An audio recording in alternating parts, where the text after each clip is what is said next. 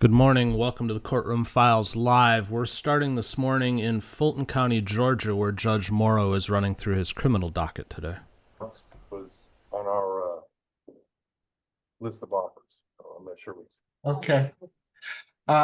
Let's see, Ms. McCockey.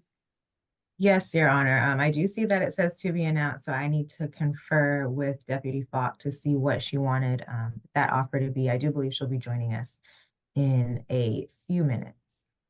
Okay, so if we can come back to Mr. Burton.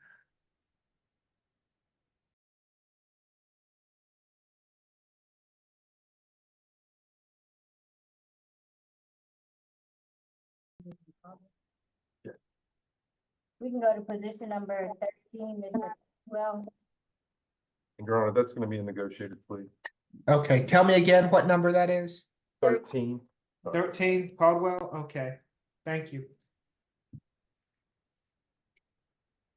Good morning, Mr. Caldwell. I'm Judge Eric Morrow. This is the state all-purpose calendar that we're conducting by video. Can you raise your right hand for me, please, sir? Do you swear or affirm the testimony you're about to give before this court be the truth, the whole truth, and nothing but the truth? Yes, sir. Okay, you can place your hand down. Thank you, Mr. Caldwell. Ms. McConkey? Yes, Your Honor. The state's recommendation for Mr. Caldwell is 12 months to serve 28 days, credit for time served 14 days, the balance to be probated, that he take an anti-theft course, stay away from the Walmart located at 835 MLK Junior Drive in Atlanta, and that he do 40 hours of community service. I would ask the defense to stipulate to venue, factual basis, and identification for purposes of the plea. Because we stipulate and we just have the probation terminate upon completion of its requirements. Okay. Mr. Caldwell, it's my understanding that in case 25 CR 001130E, you wish to plead guilty to theft by shoplifting. Is that right? Yes, sir. Are you under the influence of any drugs or alcohol this morning? Yes, sir. You've been represented by counsel. Are you satisfied with his representation? Yes, sir. You understand that you have a right to a trial by jury on this charge, and that by pleading guilty to it, you're giving up your right to a trial by jury? Yes, sir. Has anyone forced you or coerced you to plead guilty? Yes, sir. I'll accept the plea as negotiated, Mr. Caldwell. I'll have the probation terminate when you complete the term. So the sooner you get it done, the sooner you won't be on probation, okay? Yes, sir. Thank you, Ron. All right. Yes, good luck to you, Mr. Caldwell. Next, Your Honor, we can go to position number 16, Mr. Driver. Also a negotiated plea. Yes, sir. Good morning, Mr. Driver. I'm Judge Eric Morrow. This is the state all-purpose calendar that we're conducting by video. Can you raise your right hand for me, please, sir? Do you swear or affirm the testimony you're about to give before this court be the truth, the whole truth, and nothing but the truth? You have to answer verbally for me, sir. Okay, thank you. You can place your hand down. Yes, Ms. McConkey. Yes, Your Honor. It looks like for count one, the recommendation is 12 months to serve 124 days, credit for time served 62 days, the balance be probated, that he take an Operation 21 law and decision-making course, or he do 40 hours of community service, no further contact with Gus Presmains, that he stay away from 517 Rock Spring Road in Atlanta. For the criminal trespass, that will be 12 months to serve 124 days, credit for time served 62 days, the balance to be suspended, and that he stay away again from that incident location, 517 Rock Springs Road in Atlanta. Mr. White?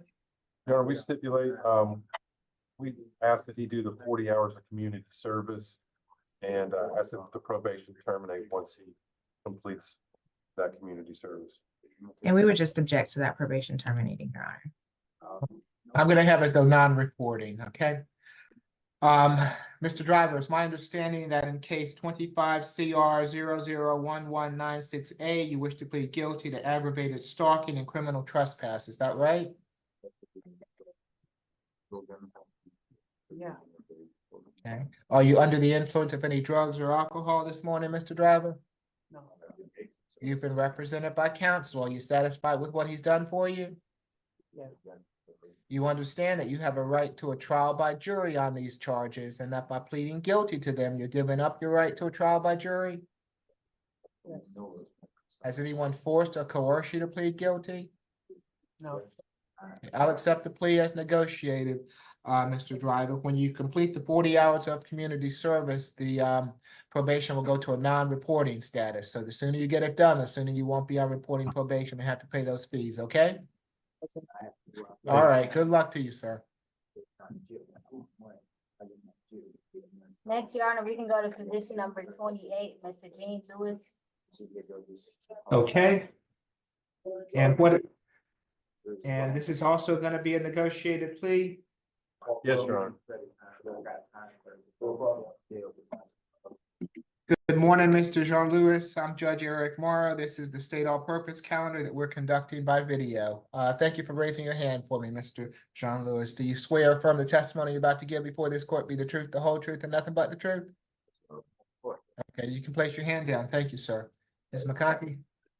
Yes, Your Honor. The recommendation for Mr. Lewis is 12 months to serve 2 days, credit for time served 1 day. The balance to be suspended, that he stay away from the Exxon gas station located at 1105 Holcomb Bridge Road in Roswell.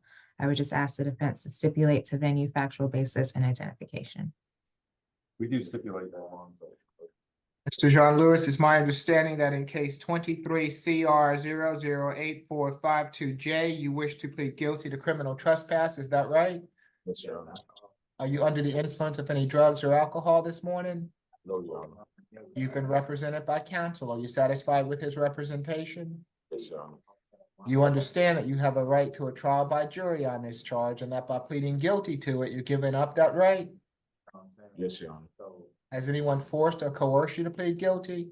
No, Your Honor. I'll accept the plea as negotiated. Good luck to you, sir. Thank you, Judge. Welcome. Judge, what position was he? That was position number 28, Mr. Jean Lewis. We're gonna wait. So good morning again. Welcome to the Courtroom Files Live. Nice to have you here today. I hope everybody survived St. Patty's Day, partially in one piece at least. It's a good morning for a lot of caffeine, and I didn't even drink yesterday, but I just need my caffeine today. Probably because I currently have my eyes on 9 different courtrooms. We're looking at Judge Johnson in Southfield, Judge Slavin in Taylor, this Fulton County court that we're looking at right now. Judge Simpson is doing a landlord-tenant docket right now. Judge Boyd is just getting started. Couple other courts I'm looking at and waiting for Judge Fleischer to get his day started. So let's get back to court. Good, thank you. Feels like I just saw you. You did, not more than a couple of hours ago. Let's see, we needed your assistance On position 12? Yes. Right. We are gonna have to, we are gonna ask for a 1-week reset on that if possible. The jail time we're gonna be asking for is in excess of what he's already served. So I can say that with assurance, but we wanna take a little bit more time with that case, given the circumstances. Okay, Mr. White, may I reset this until my calendar next Tuesday? That's fine, Judge. Okay, so that'll be 3/25 on position number 12, Mr. Burton. And thank you, PD White.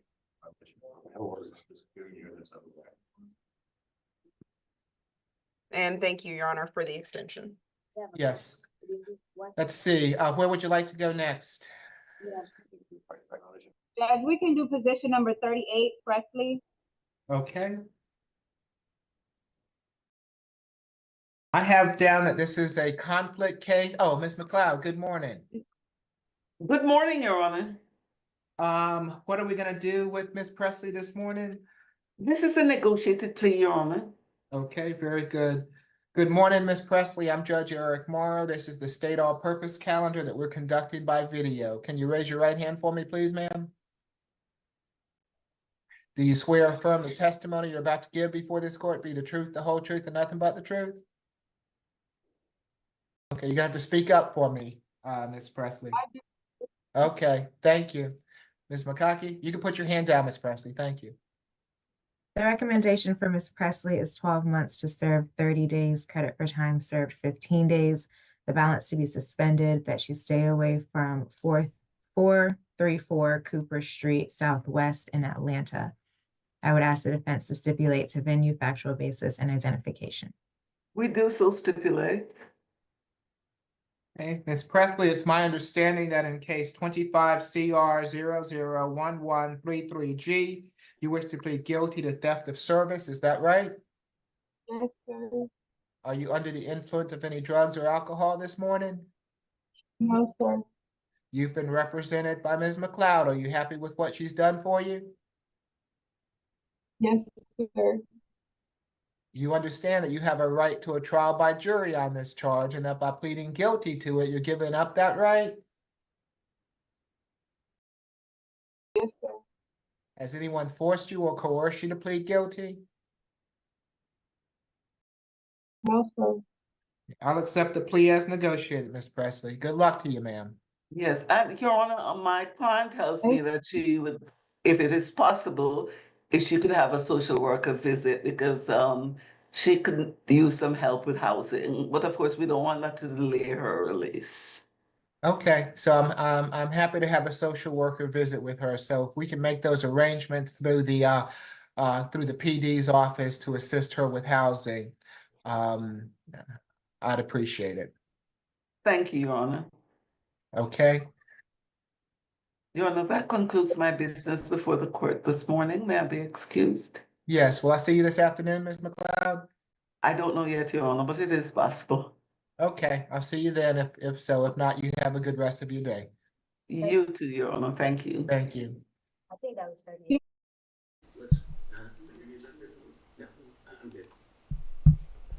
Judge Fleischer has come online, so we'll cut over there. It's got a different camera angle going on today, so we'll see how that plays. Get it back on supervision. This way, at least it's active supervised. But, Judge, what I'm saying is if. I'm sending him, we'll send him for a drug test right now is what I'm gonna do. If he gets revoked, one of the conditions to continue, then we should go ahead and do it more of that same thing. Do it. Yeah. Yeah. I will Nevertheless, press but- and we'll get them to sign it and then we'll Yeah. go take the. Okay, Okay. come up, sir. Take a seat for me in the jury box. Or you know what? No. Felicia, send him for a test, please. Yes.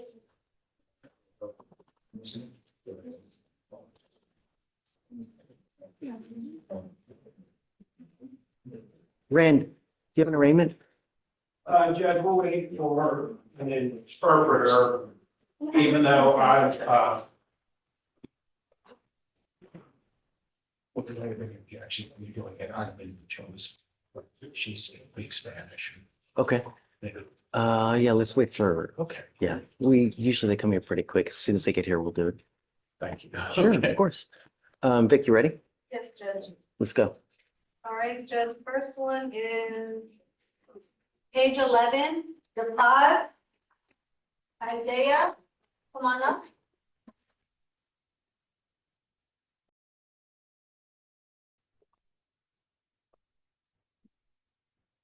Good morning, Mr. DePaz. So you're charged with assault causing bodily injury. You're facing up to a year in jail and or a $4,000 fine.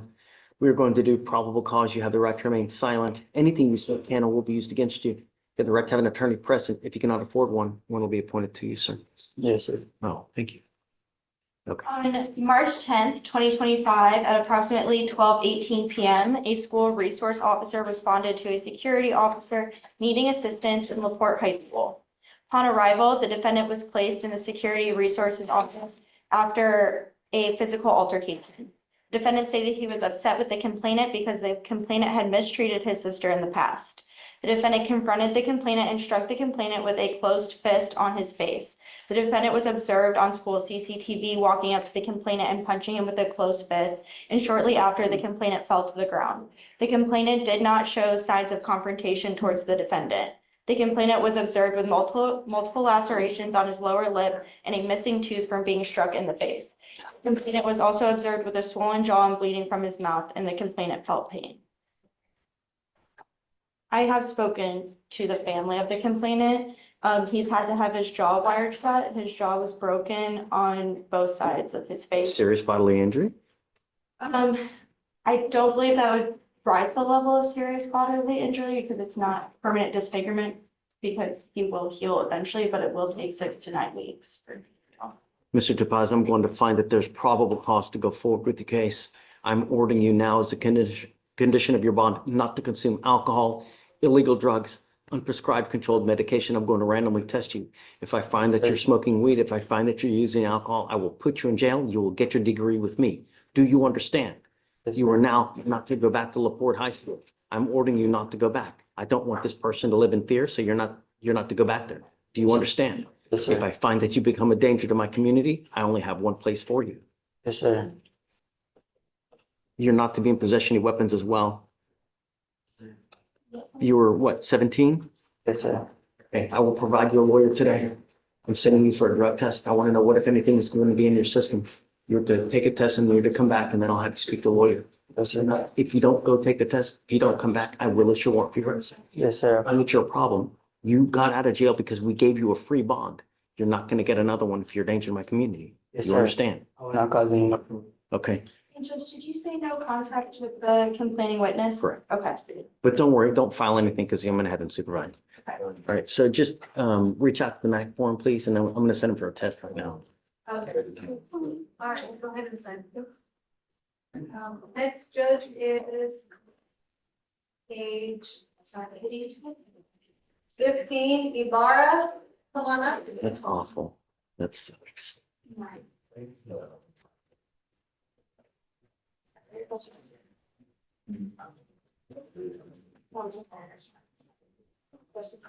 Did you see, what page? Ibarra is on page 15. Got it.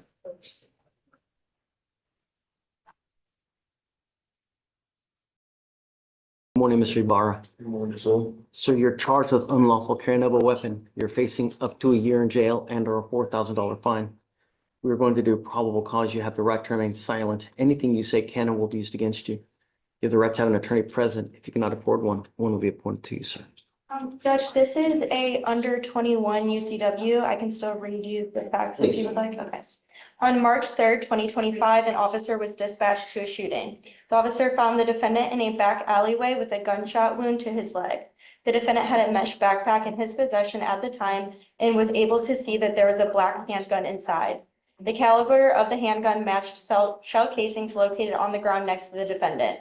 The defendant stated that he shot the gun in self-defense at 3 black males who shot at him. Those suspects fled the scene after officers' arrival. The defendant was transported to Ben Taub Hospital where the defendant was being treated for the gunshot wound to his left femur. The defendant admitted to being in the 114th Street Bounty Hunters gang and is 18 years old.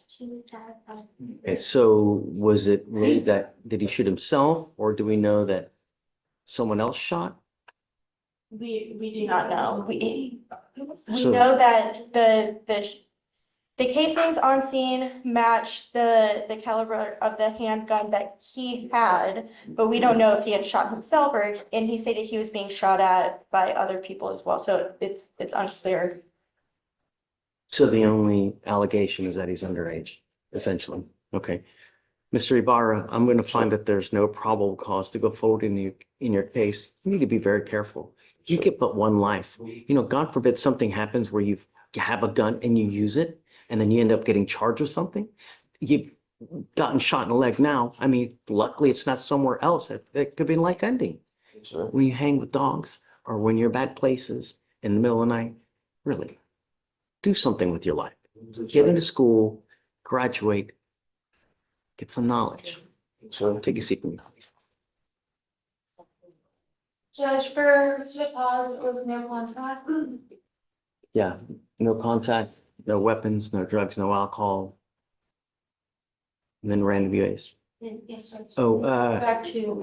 Rand, you ready? You have your chance. I'm sorry. And it was also no going back to LaPorte. Right. Right, Judge, I do. page 23. Lenny, I always need you. Reyes. Rand. How are you? Great, how are you? Judge looks very festive today. So this is an FSGI, am I right? Yes, sir. Hola, yo te voy a interpretar, ¿ok? Good morning, Ms. Reyes. Yes, señora Reyes. Good morning. Ms. Reyes, you're charged with failure to stop and give information. Essentially leaving the scene of an accident without exchanging information. Escena de un accidente sin intercambiar la información que necesitabas hacer. We're facing up to 180 days in jail 180 días en la cárcel por and or a $2,000 una fine. multa que no sobrepase $2,000. We are going to do probable cause. Soldados, You have the right to remain silent. Anything you say can or will be used against you. contra usted. I insist she stays silent. Y tu abogado insiste que se quede callada. Just please go slow. Yes, Your Honor. On March El 10th, 10 de marzo 2025, del 2025, officers were los dispatched to oficiales Safer fueron Street a and una calle Safer Princess Street in reference to Princess an Street. FSGI. bajo una referencia de faltar y dar información. The officers were Los advised that a white Charger left oficiales the scene dijeron que following un an white Charger accident se fue de la escena después de un accidente and was last seen y going lo southbound vieron on Shaver y iba Street. en camino al sur en la calle Shaver. The complainant stated that she was quejante dijo traveling when a que ella white estaba Dodger manejando made a cuando un unsafe lane Dodger change cambió de carril, pero sin and collided with her. y chocó contra ella. The complainant El showed quejante officer a dijo, picture of the Él suspect tomó vehicle, una foto del vehículo y le enseñó al oficial showed the license y plate tenía la and placa damage to the vehicle y on el the back daño al left vehículo. portion.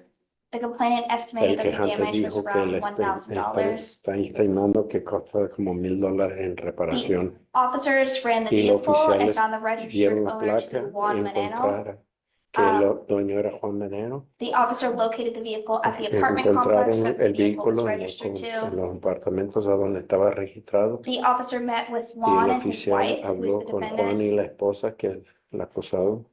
Juan advised the officers that the Y Juan le defendant had been dijo driving the que el vehicle all acusado day, estaba that manejando todo el día el and vehículo that the only damage to que the vehicle should have been on the daño front bumper from a que tenía previous el incident vehículo and era nothing en la else. parte de frente de un accidente previo. The defendant Y advised el officers acusado that she was le driving the dijo vehicle and que had ella estaba recently gotten manejando back from a Walmart, el vehículo y había regresado which de is around Walmart 700 feet from como where the incident 700 occurred. pies de a donde ocurrió el She denied hitting incidente anybody. y ella negó pegarle a cualquier persona. Negó que Your Honor, so based on the y information, basándome en la the información dice car was registered to his wife. So, how do we know who's And driving the it? complaint, ¿Y the cómo sabe quién Juan estaba stated that manejando? he was the one driving and she admitted to being in that location at the time. She denied hitting, right? Do we have any kind of evidence that puts her at the scene that she's the one that causes the accident? Que ella estaba ahí y causó el accidente. Go ahead. That she Sí. was the one, within 700 feet of the accident and that she Que had estaba access to the vehicle, Your Honor. tenía acceso al vehículo y estaba a 700 And this pies vehicle was the one that was in the del lugar. accident. Y ese fue el vehículo que estaba en el accidente.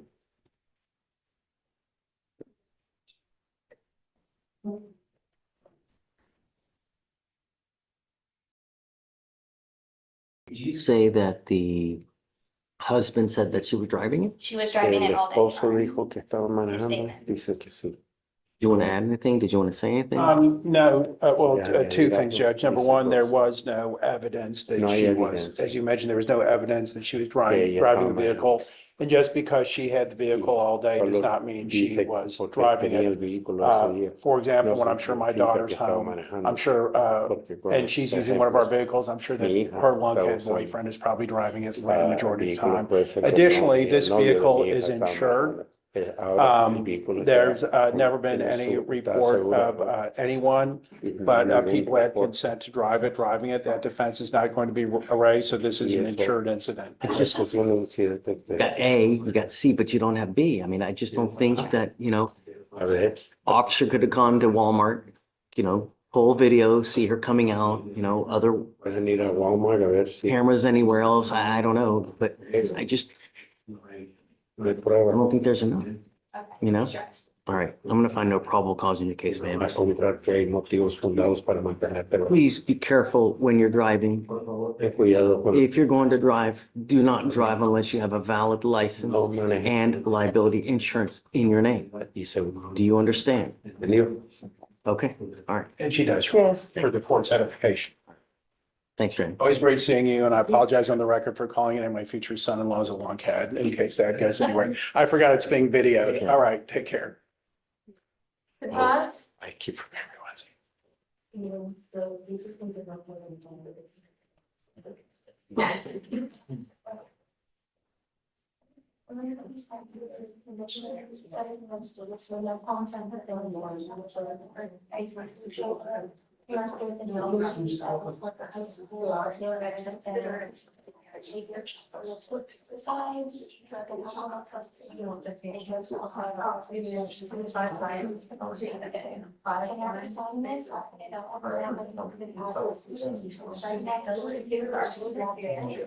all right, Judge, the next one is page 15, Jacobs, come on up.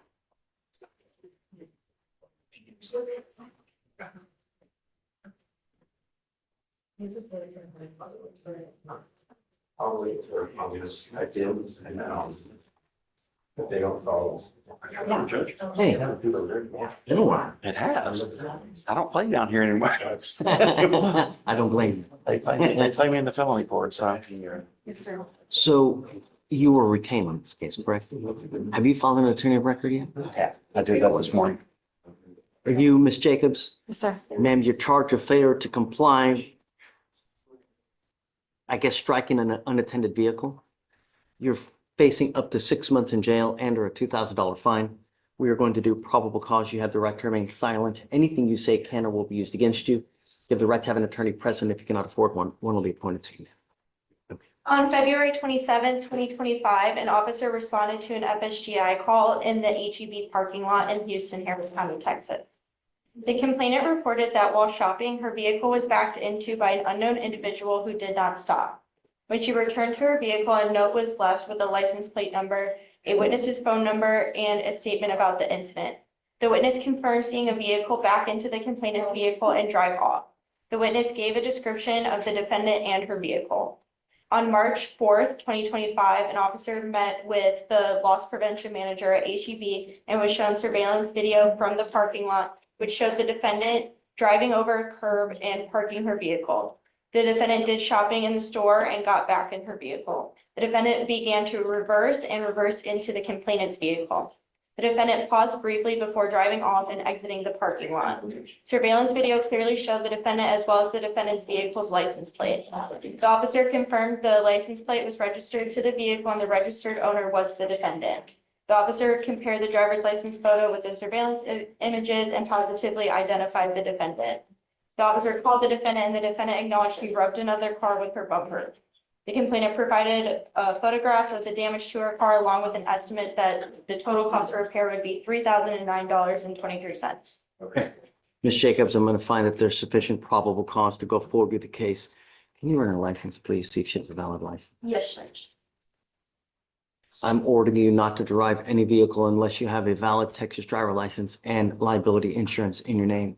That's the only condition I'm putting on you at this time. Do not pick up any new cases. If you do, I will revoke your bond, put you in jail. No more PR bonds. Do you understand, man? Driver's license is valid. Okay, so we're just going to craft bond conditions for you not to drive without without insurance as well. We'll have you sign it, and after that, you'll be free to go. You have a lawyer. Because you have a lawyer, I will waive your appearance. You don't have to waste your time coming to court, but you must stay in touch with him, and he'll tell you if and when you have to come back to court. If he tells me he can't get hold of you because you've gone AWOL, I will issue a warrant for your arrest. All right? We'll have you sign a reset with Victoria. We'll have you take a seat in the juror box while we get your bond conditions. We'll have you sign it, and then you'll be free to go. All right? Thank you, guys. Right this way. All right, Judge, we have a Spanish arraignment. Page 18, Macias, come on up. So do you mind filing those? Yes, Judge. That's what didn't happen in the first case. You know what I mean? Yes.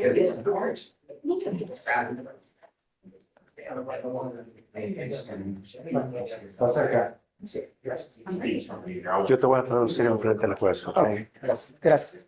Este no es el momento de pelear el caso, solo escucha lo que te van a decir. Te van a leer tus derechos y cosas así. Good morning, Mr. Macias. Buenos días, señor Sir, you were Macías. charged with assault, bodily injury. Daño You're corporal. facing up to a year in jail and or a $4,000 fine. We are going to do probable cause. You have the right to remain silent. Culpados. Anything you say can or will be used against you. Quiet. You have the right to have an attorney present. El derecho de tener un abogado presente. If you cannot afford one will be appointed to you. Van a asignar un abogado oficio. On March tenth, El 10 de marzo del 2025, 2025, at approximately 5:03 aproximadamente p.m., 5:03 de la an tarde, officer un was oficial dispatched to lo a llamaron disturbance a una unknown weapon casa call por una at a llamada de residence que tiene in una arma Harris County, aquí Texas. en una residencia en el condado de Harris. The officer made El contact oficial hizo with the contacto defendant con el acusado, usted, and complainant y el quejante on the sidewalk of ahí the en la residence. acera de la residencia. The officer El oficial observed the observó call was related que la llamada to era a previous relacionado a otra llamada on previa March 6th, del 6 de marzo 2025. del 2025, que estaba The defendant stated his right acusado hand dijo was que la mano injured derecha le hicieron approximately 3 daño days ago hace como 3 días because he fought with the porque había complainant peleado con el who quejante beat up the defendant and that he was había sitting dado outside golpes playing y guitar estaba afuera on the day of the tocando incident. guitarra el día que ocurrió el The incidente. complainant became upset quejante because he se did not enojó like the noise and that porque the no complainant no le gustó el complains ruido about music all the time. y él siempre está And- quejándose sobre la música siempre. And that the complainant caught him Y at el a bad quejante time lo agarró un tiempo que estaba because he tomando was un drinking horror, porque alcohol estaba tomando and was alcohol angry. y estaba enojado.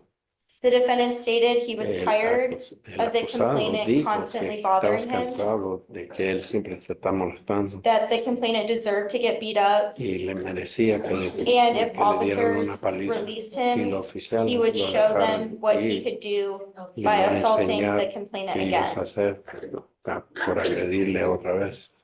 The defendant stated he did El nothing wrong. acusado dijo que no hizo nada mal.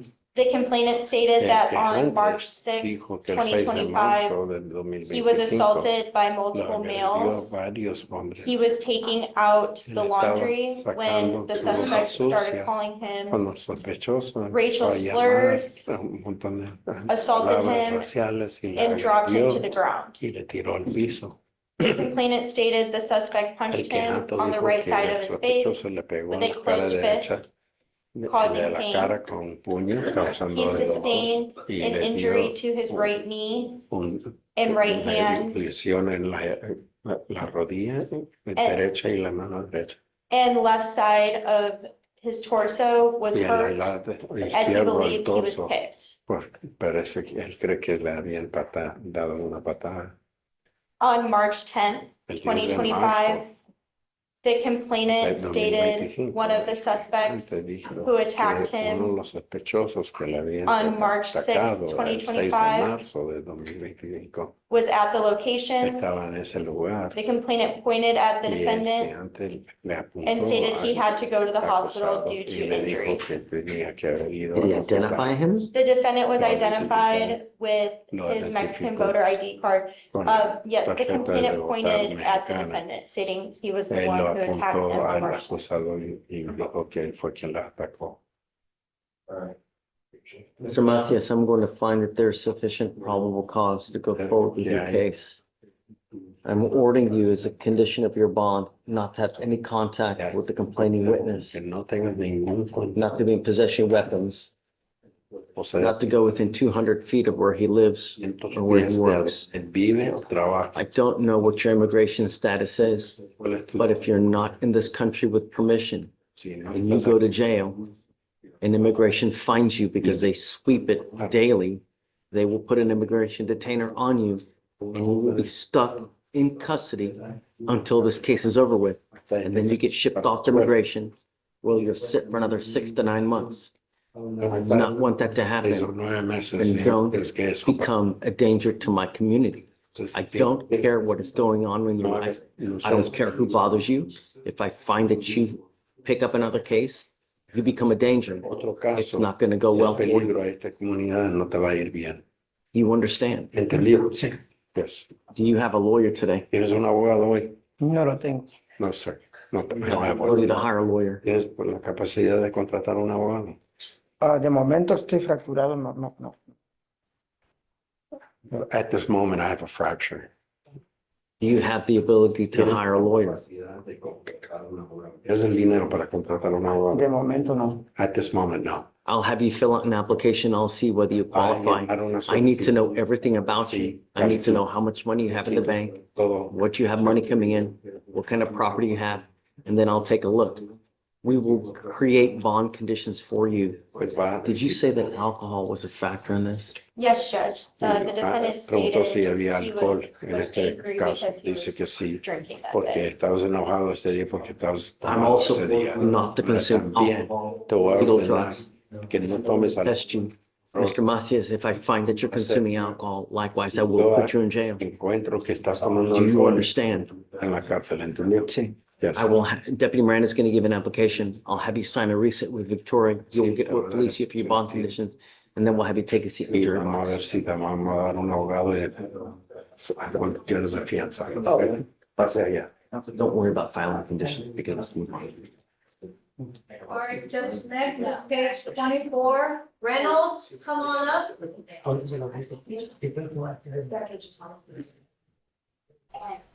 While we're waiting for that guy to come up, just to let you know, I've got my eyes on 7 other courtrooms right now. Everything's operating real sluggishly in all of these courts this morning. Lots of recesses, lots of breaks.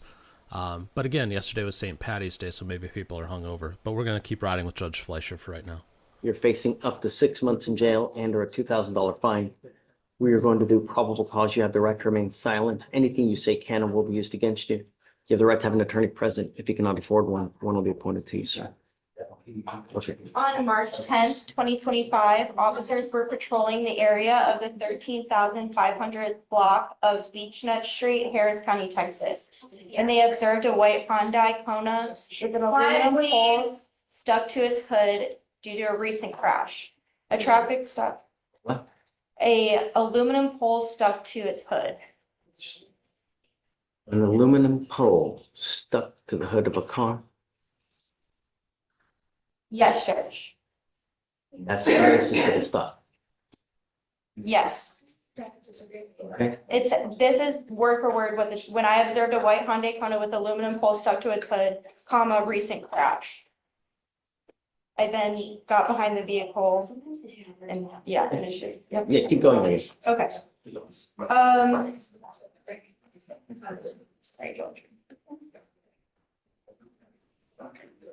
Let's review this.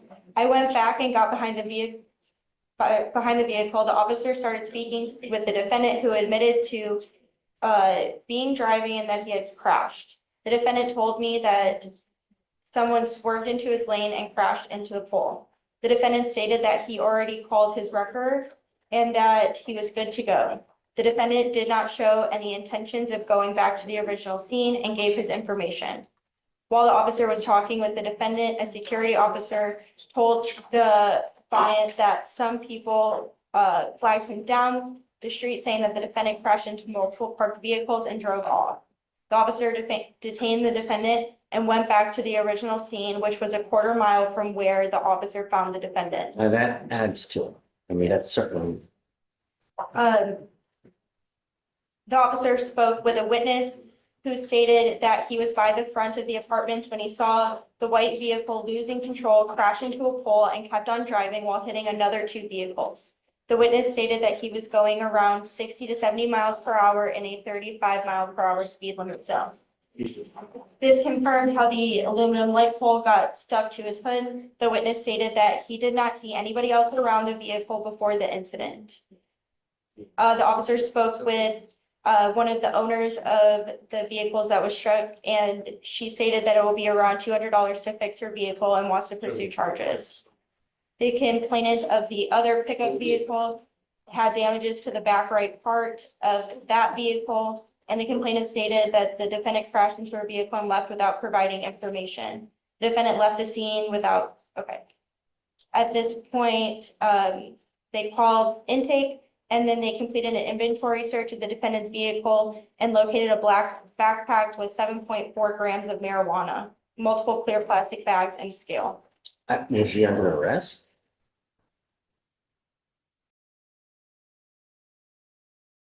I mean, if he's Yeah, under so arrest, they then, called, but I didn't hear that he's under arrest or anything. They just up and go start searching? they did say that the officer called DA intake and spoke with an EDA who accepted charges of the FSGI. And then it states there was an inventory search conducted. Okay, so they did arrest him but what happened? Because is there an FSGI charge? We're gonna be honest, Your Honor, I'm not entirely sure what happened there. I'm working on it right now. If there's FSGI, right now I'm working on the complainants. We can get things worked out that way. I mean, I don't Right now, we do understand. not have an FSGI charge at this very second.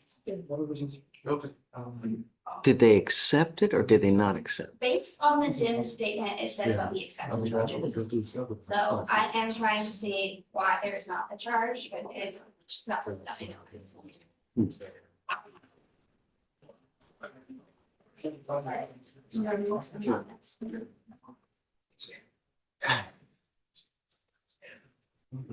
What a weird day so far. Your Honor. Can I say something? No, don't. Now's not the time. I'm gonna give you a lawyer and you can tell your side of the lawyer, but I think it was a glitch in our internet system, so they could find marijuana, but they just wherever the other charge. is it going to go through? Do you know? I need to look into our system, our to figure out why it didn't. If portions of works we can make it grand jury. So I'll give you, I guess, let's do this. I'm gonna appoint him a lawyer today and I'm gonna find probable cause for the moment, but I want to revisit it within the next couple of days to see what is going on.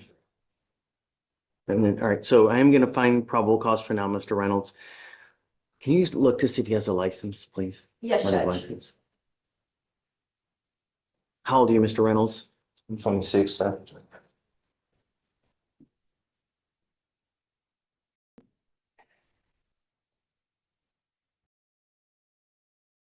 His driver's license is not eligible, Your Honor. You're not allowed to drive. I don't care what's going on in your life. I don't care if you need groceries. I don't care if you need this, that. If you don't have a license and liability insurance, you're not allowed to drive. No, I will give you a lawyer today. You can say your side of the lawyer, but if you don't have a license and car insurance, you're not allowed to drive. Do you understand? Yes, sir. That is a condition of your bond. If I find that you do, I will revoke your bond, put you in jail, and no more PR bonds for you.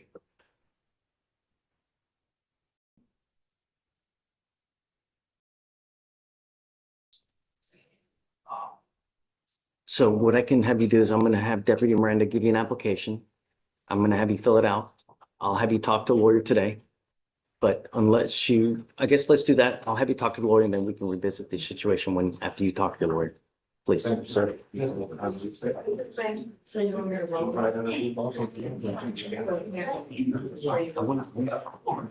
still waiting on that. Can you hold?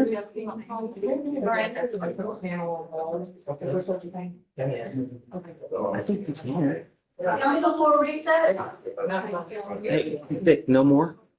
Got two waiting on the table. No, I understand. Defense counsel, is the defense counsel or the attorney in here?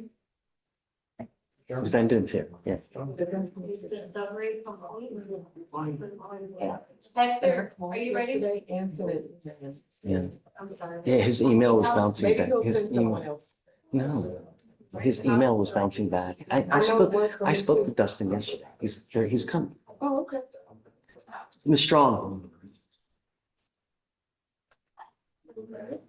Morning, Judge. Can you hear me? Right, anybody else? Good morning, Judge. Can you hear me, Judge? Discovery. You know, actually, did you want the same date, 28th? I see what you sent, the note. Is that what you're Yes. approaching on? Yes, can you hear me?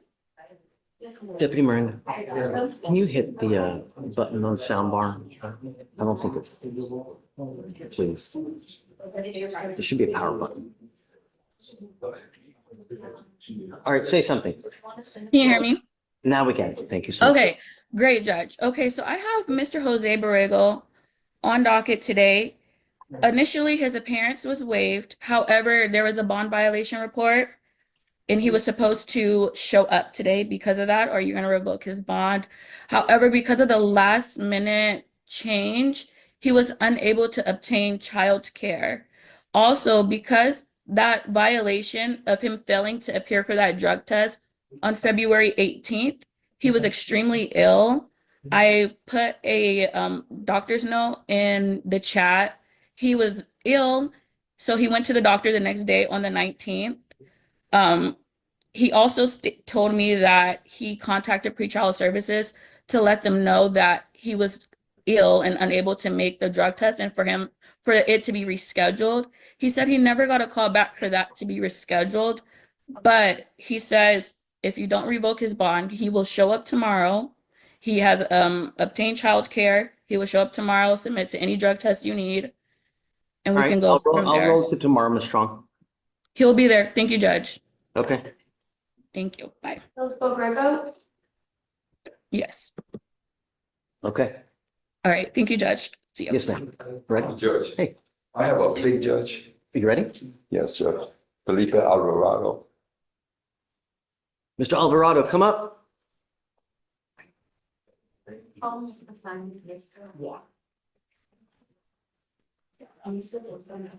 Hi there. Hey. Hey, the lady from yesterday, is she up here? Sí, señor, no, señor. Mr. Alvarado, you were charged with driving while intoxicated.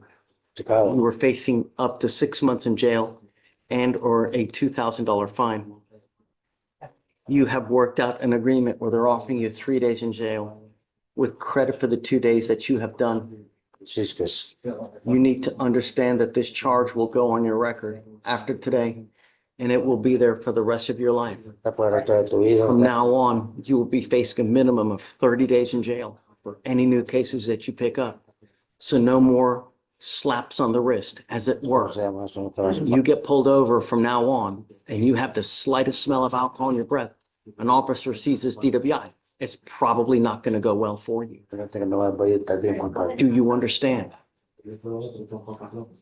Yes, yes, sir. Giving up the right to a trial, right to compel witnesses to testify on your behalf, confront and cross-examine your accusers. If you're not a citizen, there are possible immigration consequences. You can be deported, excluded from the country, denied naturalization under federal law. You give up the right to appeal. Once you plead guilty, it will go on your record and you never take it off. Is this what you want to do? Es lo que tienes que hacer, es lo que quieres hacer tú. Yo digo que soy culpable. Soy culpable. I am guilty. I'm going to find you guilty. I will follow the agreement. The other thing is that there is a $3,000 surcharge that tacks onto your license and onto you when you pick up a case like this. I will waive it today.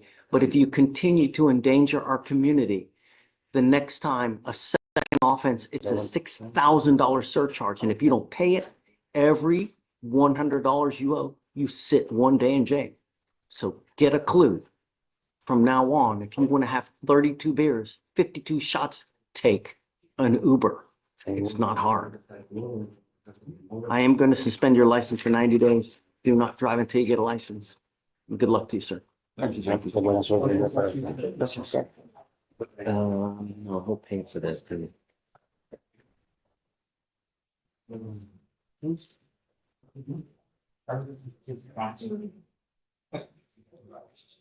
So he's gonna.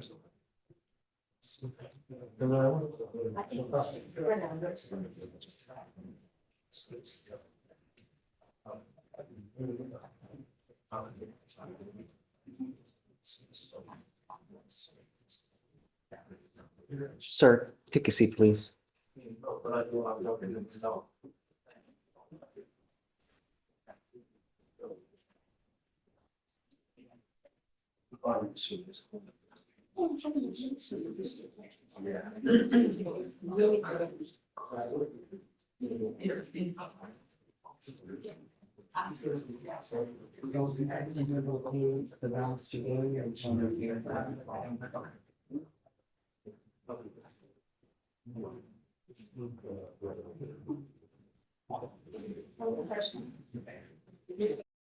Well, things have quieted down for a moment in Judge Fleischer's court. Let's go over to Judge Wolf. He's doing his criminal docket this morning. His furlough is hereby revoked. Did you hear that, Mr. Bogle? Yes, ma'am. You're finally through with Cheatham County, sir. Okay, what happened? Now, you're through with Cheatham County now. Okay. Good to see you. Furlough is revoked, so we'll let you deal with the other county, what you need to do or with the Department of Corrections. Thank you. Okay. That is? Huh? Yeah, that's it. You ready?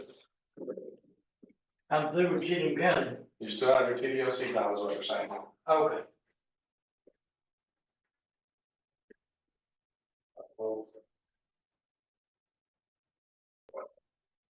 Joe? Yes.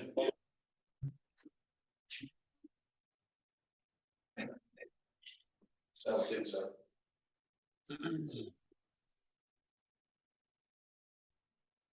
No, this is Terrence Young on page 7, docket 19490. Judge, if we can reset Mr. Young, he's got pending charges, I believe tomorrow in Judge Maxey's court, with Mr. Richter. All right, so in order to allow him to try to resolve his pending cases, you want to reset his violation of probation to when? May would be fine. May 27th? Mr. Young, your lawyer wants to try to resolve your pending cases, which are also would have an effect on your violation of probation. So we're going to reset your violation of probation for May 27th. And Mr. Vaughn will continue to work on your case. Okay, if I get the case taken care of, can I get my VOP pushed up? Yeah. Yes. All right, thank you very much, sir. All right, thank you.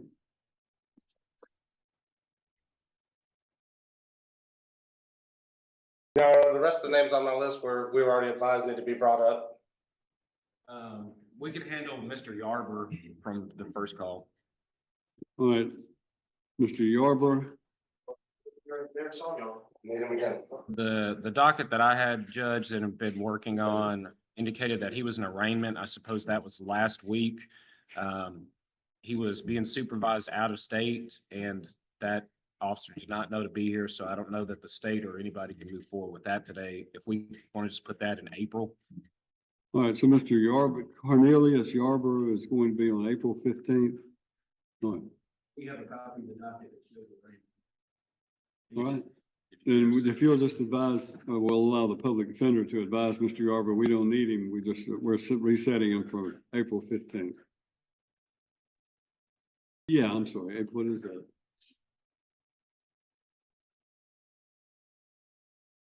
April 29th is the VOP day, Mr. Vaughn. April 29th? April 29th, that's the VOP day. Fair enough, Judge.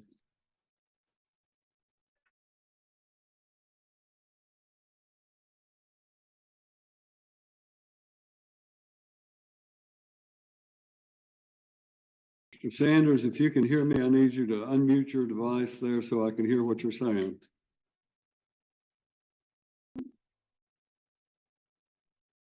You'll still need to unmute it. I'm not sure if there's on your computer or whatever that's there.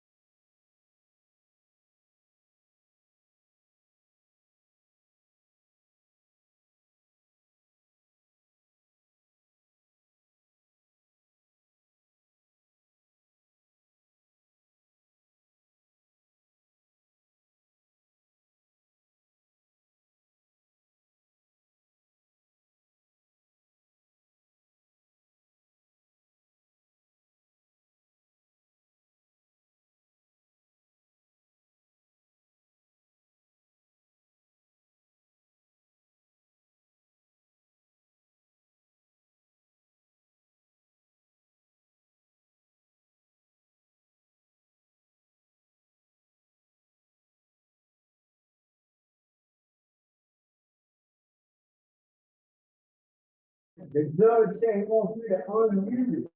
I can't get to the screen. Mr. Sanders, I can hear you now. I can't get to the screen to put the unmute, you know what I'm saying? A miracle of modern technology. Oh, well, it wasn't there on the screen.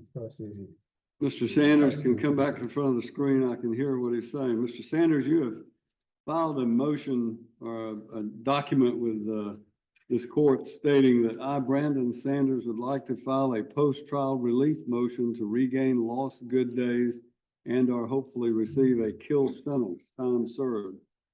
The alleged victim, Shelley Knowles, does not live at the address where the alleged crime occurred. My dear friend of 20 years, Miss Jan Hayden, does. I don't understand why good time was taken for writing Ms. Jan. I am more a victim than Shelley. She robbed me of about $500 and time by living. I lost a lot. I am just ready for this to be over. I have joined Project Return, and it sounds like they have an amazing program. As soon as I can get out, I should be back on my feet soon after. Sincerely, Brandon Sanders, dated 3/3/25. Love and respect is at the bottom. So I am trying to determine exactly what it is that you're asking for this court to do.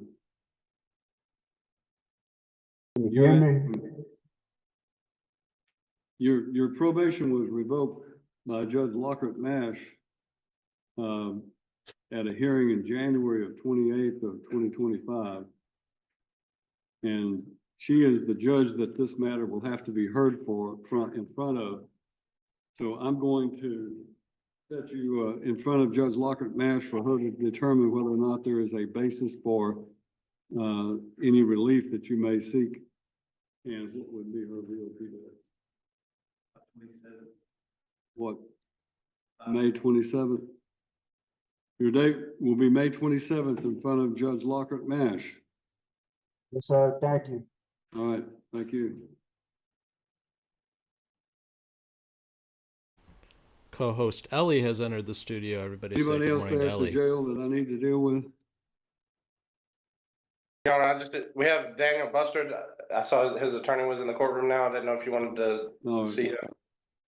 Mr. Lockhart. All right, let's do that. Daniel Bustard. Yes, Your Honor. We've got an agreement. We're working to get him into a drug treatment program. That should be done fairly quickly. May 13th is the next date that I would have. I know it'll be a conflict, but I'm in agreement to waive it if he is. It's just an announcement. Mr. Bustard, your lawyer says that they're working on resolving your case and getting you into a treatment facility, and that they've asked that it be placed on May 13th for them to try to finalize the arrangements to get you into treatment. So I'm going to grant that request to move it to May 13th. Yes, and Your Honor, we may actually try to get that set on April 15th if we can get all the Yeah, paperwork that's and everything. in If order. they can get it, if they get everything worked out, they may bring you up earlier than that May 13th date and get you in front of a judge to get it approved. All right, thank you. Thank you, Judge. Thank you. Your Honor, the rest of the names on the list, we were told need to be brought up before when you're ready. All right, thank you. Let's move into the regular call of the docket. 2024 CR 19633, State versus Terrence Jr. Biggs. Your Honor, this was placed in the docket by myself and Sonny Stevens in order to enter a settlement. It was placed over a month ago. Ms. Margaret Brady is sitting in or standing in for Ms. Stevens right now. I'd ask the second call that before asking for a KPS on this. I'd like to resolve it today, but if he's not here on a second call, We'll put it on a pass it back. second call. Thank you. 2020 CR 18980, State versus Ryan C. Bowden, Public Defender. Judge, I represent Mr. Bowden. It's my understanding that he's in custody in Davidson County. He was to be transported today, but I think that didn't happen.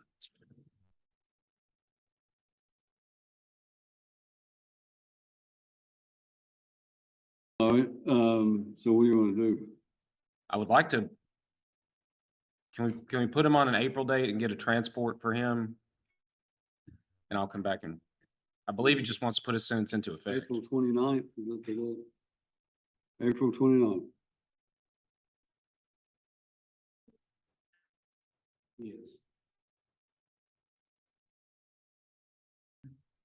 we had a Christopher Bracy that was in custody that you had a drug court application status. Yes, Judge, Mr. Beecham came and interviewed him this morning. I believe they're going to vote on him tonight. Mr. Bracy knows that we're going to have to wait until April to get this done. So April 29th on Mr. Bracy as well. Can we do it earlier than that? Is there an earlier date in April? All right. April 15th. Yes. 2024 CR 19564 State versus Jonathan S. Brewington Jr. Mr. Atchison. Judge, that's my niece, President.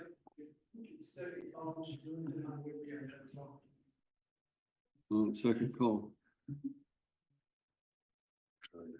Page 2, we have a 2023 CR 19474 State versus Brianna Cox. It Judge, shows she's in jail. I think she was transported, but we've got that resolved as well, Judge.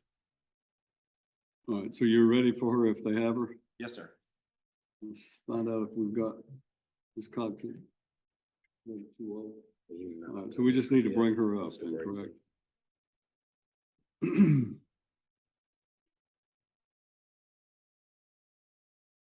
2024. Let's see, we dealt with Mr. Doris. And 2022 CR 19333 State versus Angel Gowan.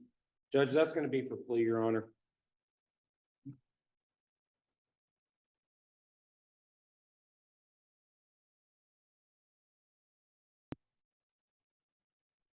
Are you ready to hear that, Judge?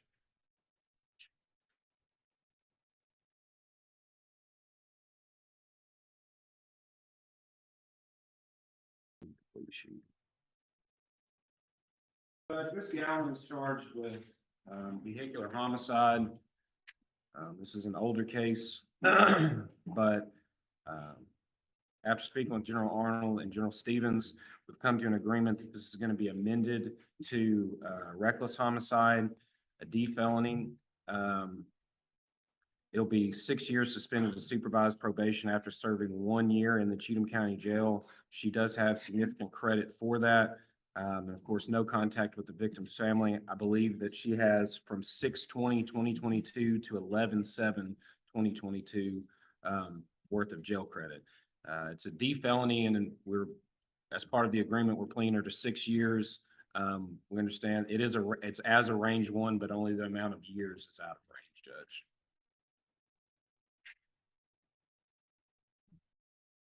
All right, Ms. Gowan, raise your right hand. Let's place you under oath.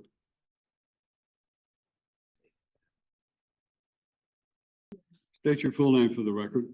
Angel Elizabeth Gowan. Ms. Gowan, you're here today charged with a number of offenses. You've heard the public defender state what your agreement is with the state, and it's indicated that you're going to be entering a plea of no contest or nolo contendere.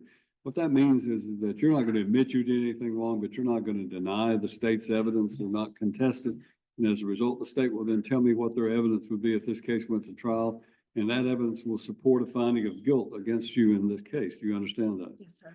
You understand what you're charged with, and if you and Mr. Vaughn had a chance to go over all the charges, talk about what the evidence is and the range of punishment you're facing on all the charges. Yes, sir. Well, it's indicated that you want to enter this plea of no contest. Do you understand you have a right to plead not guilty to all charges and have a speedy and public trial by jury in this court? Yes, sir. Do you understand that you, in fact, are set for trial, I think, later in the year on all of these charges? You Yes, sir. understand that? Do you understand that you would have the right at trial to have an attorney and to have one appointed, as we've done with the public defender? Yes, sir. Do you understand at trial you would be presumed to be innocent until such time if ever the state proved your guilt beyond a reasonable doubt to the satisfaction of all 12 jurors, and their verdict would have to be unanimous before you could be convicted of anything? Yes, sir. Do you understand that at trial you and your lawyer could confront and cross-examine all witnesses the state called to testify against you, and you could bring in your own witnesses by using a subpoena? Do you Yes, sir. understand that if you went to trial, you'd be presumed to be innocent? You would not have to testify or prove anything, and no inference of guilt would arise because you did not testify at your own trial. Yes, sir. Do you understand that if you went to trial and you were found guilty, you could appeal the conviction and the sentence imposed to the Court of Criminal Appeals and have a lawyer appointed to help you with that appeal? Yes, sir. Do you understand that by pleading no contest, you're waiving your right to a trial and to an appeal? All I'm gonna do is approve what your lawyer has worked out. Yes, sir. But do you understand that's gonna result in a Class B felony conviction that's gonna be on your record in the future to make more severe the punishment you receive if you're ever again convicted of a crime? Yes, sir. Do you understand everything I've explained to you? Yes, sir. Do you wish to waive your right to a trial and to an appeal by entering this plea of no contest? Yes, sir. Is your decision to plead no contest today voluntary? Yes, sir. Anybody forcing you to do this against your will? No, sir. You understand that I cannot accept this plea unless I'm satisfied there is a factual basis for it and that you are in fact guilty of these crimes. Yes, sir. And I want you to listen as the state comes to the podium and tells me what their evidence would be if this case went to trial. Mr. Stevens? Your Honor, the state would intend to show at trial that on or about June the 20th of 2022, Trooper Aaron Ronker responded to a motor vehicle accident in Cheatham County. Based on the investigation, Trooper Ronker found that a minivan driven by the defendant crossed the center lane and struck a vehicle driven by Sophia Paulette Hendricks head-on. The crash ultimately caused Ms. Hendricks' death. Trooper Ronker did observe signs of intoxication, although an EMS staff on hand provided that he did not. Ms. Gowan did have active clonazepam in her system, and this is a settlement reached on the totality of all of the evidence. The victim's daughter is present. She does not wish to provide a statement, but is here to observe the plea. All right. I'm not asking that you agree with those facts, but do you understand that's what the state's evidence would be if this case went to trial? Sir. Do you still wish to plead not guilty or no contest rather to this charge? Yes, sir. Are you satisfied with your attorney services? Yes, sir. You feel like your lawyer has done a good job of representing you competently? Yes, sir. And it's my understanding that this plea is, Mr. Vaughn, is outside the range, but is still as a range one offender, correct? That's correct. And that's part of the agreement. All right. Mr. Vaughn, do you know of any reason she should not enter this plea? No. Anything further from the state? All right. My understanding, this is being entered with the agreement and consent of the victim's family, correct? All right. And Angel Gowan in docket number 19333, upon your plea to the amended charge of reckless homicide, I find you guilty, sentence you to 6 years in Tennessee Department of Corrections that will be suspended to supervised probation after you have served 1 year in the county jail. You will get credit for time served. You'd have no contact with the victim's family. Your pre-sentence jail credits are set forth here. She will have time to serve, correct? Remaining. She will have probably about 4 or 5 months left. She's Right. All right, then, She needs to be with probation. all right, she needs to talk with probation. She'll be remanded to the custody of the sheriff's department following that Thank to you. begin serving the sentence. Thank you. Let's bounce over to Judge Boyd's court where she's about to start a lecture. Hello. Sorry for inappropriate questions. All right, apology accepted, but why were you late? The traffic, we got stuck in traffic. If I'm parking or anything like that. All right, so here's the thing. Yes, yes, You need to make sure that you're on time. yes, ma'am. And for dressing appropriately, this is what I would always tell my clients because, hey, sometimes people don't have a 3-piece suit to pull out the closet, right? Yes. Or the tux to pull out the closet. I don't require people to be in tuxes. I don't require people to be in 3-piece suits, right? So for this court, the top is fine, bottom not great. Yes.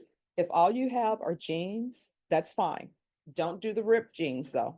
Yes, yes, All right. I got you next time. If you have some khakis, put on khakis. Sometimes your attorney will say, just khakis and a nice shirt and you're good to go. You understand? Yes, ma'am. All right, so where are we on discovery? I have received a discovery, Judge. This is the first setting. I haven't had time to review all of it quite yet. I conferred with Mr. Edelman about the case. He wants to reach out to the complaining witness in order to make me an offer. I have no objection to a resale.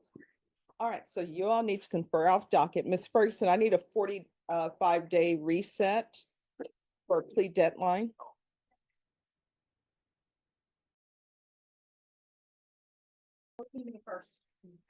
All right, is May 1st good for you, counsel?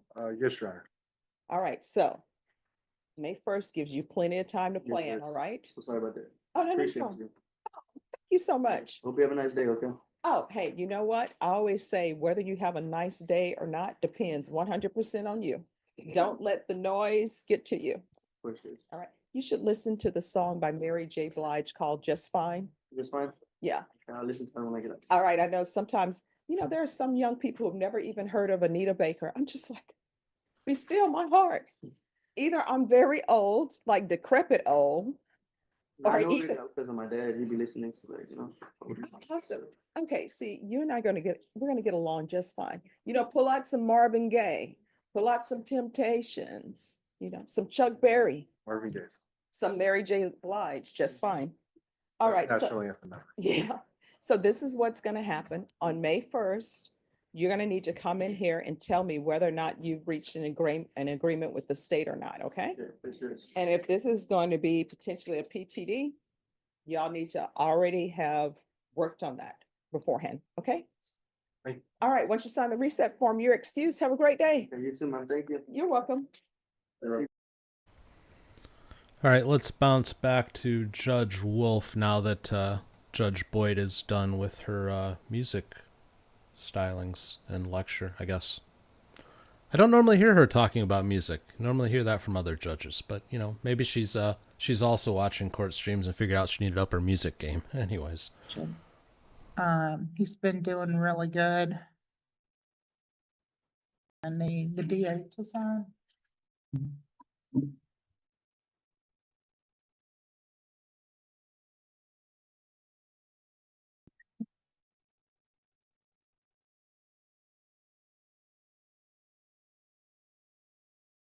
All right, Mr. Johnson, raise your right hand. Let's place you under oath.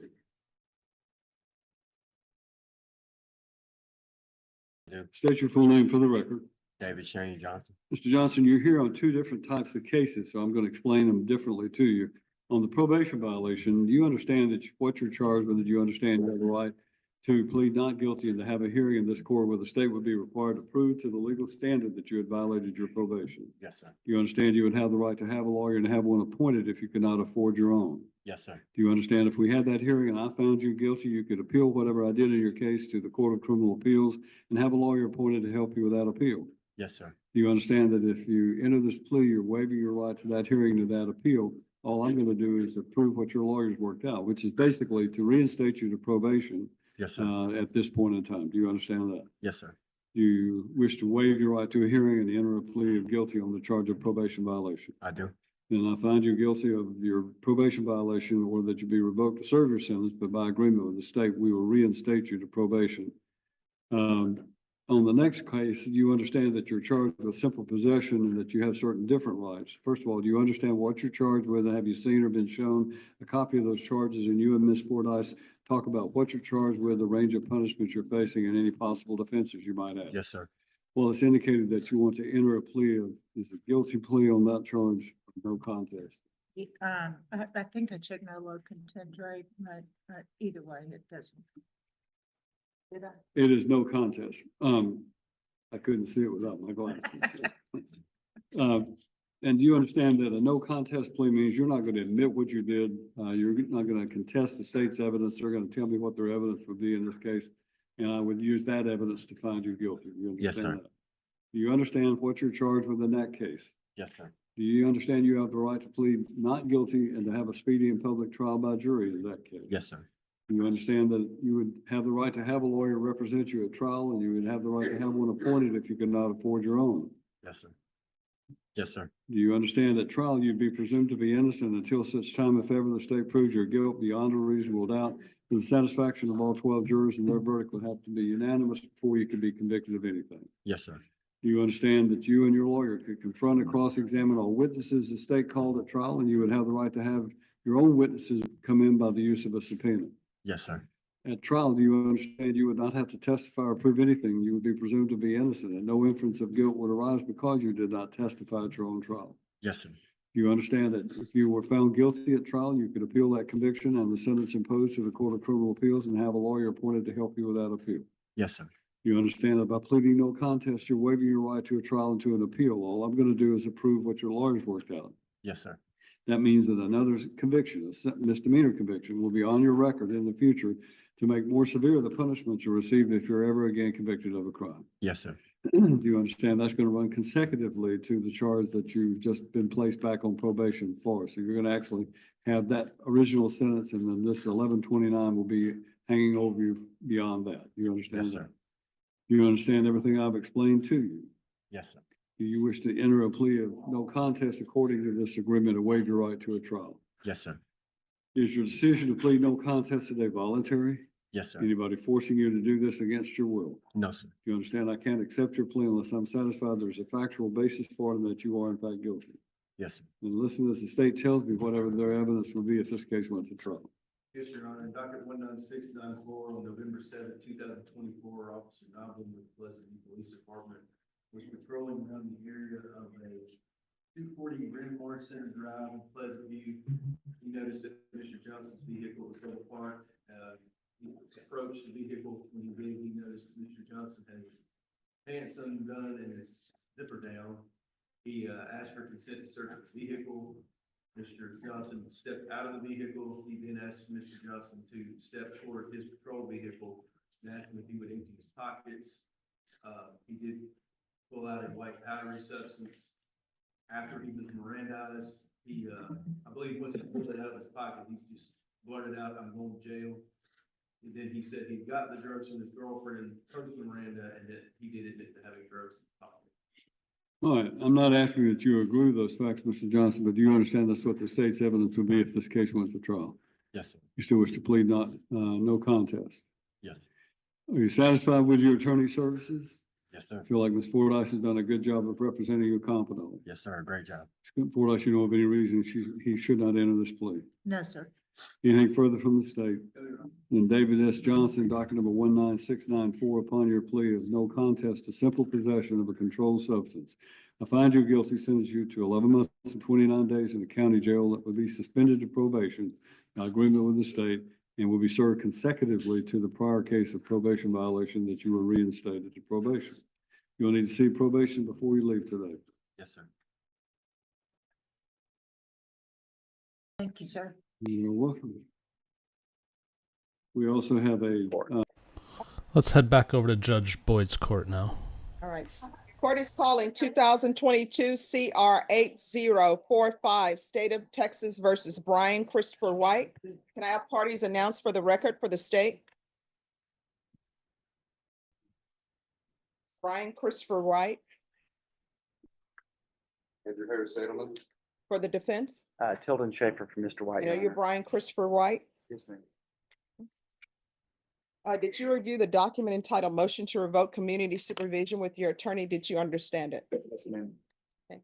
Are you the same Brian Christopher White who was placed on community supervision in 2022 CR 8045 for the offense of driving while intoxicated third or more on November 7, 2022 for a term of 5 years? Yes, ma'am. All right, state. State would like to orally amend violation of condition number 15 to read ignition interlock rather than hand device. We have no objection on that. All right. On or about the 15th day of December 2024 in Bexar County, Texas, the defendant, Brian Christopher White, did then and there fail to comply with the rules, regulations, or instructions of the ignition interlock device, in that the defendant failed to provide daily samples in violation of condition number 15. How do you plead to that? True or not true? True.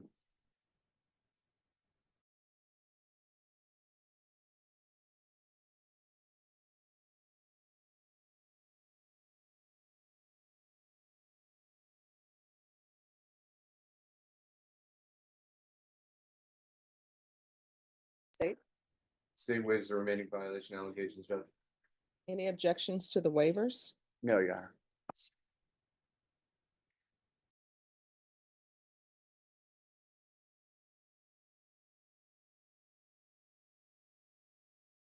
Did you understand by pleading true to violation of condition number 15, the court could find it true, grant the motion, and sentence you up to 8 years in prison and up to $1,000 fine? Knowing that, do you still wish to plead true to violation of condition 15? Court would find violation of condition number 15 true. Is there a proposed agreement?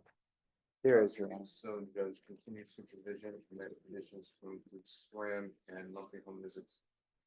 All right, so again, any objections to the court reviewing the court summary? No, Your Honor.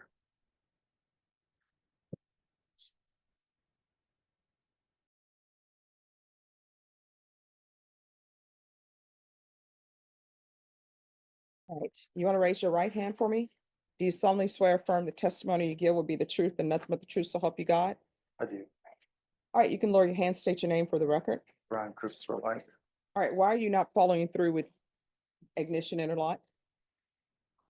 There's really no good excuse. There've been a few automotive issues, but it's, I mean, just not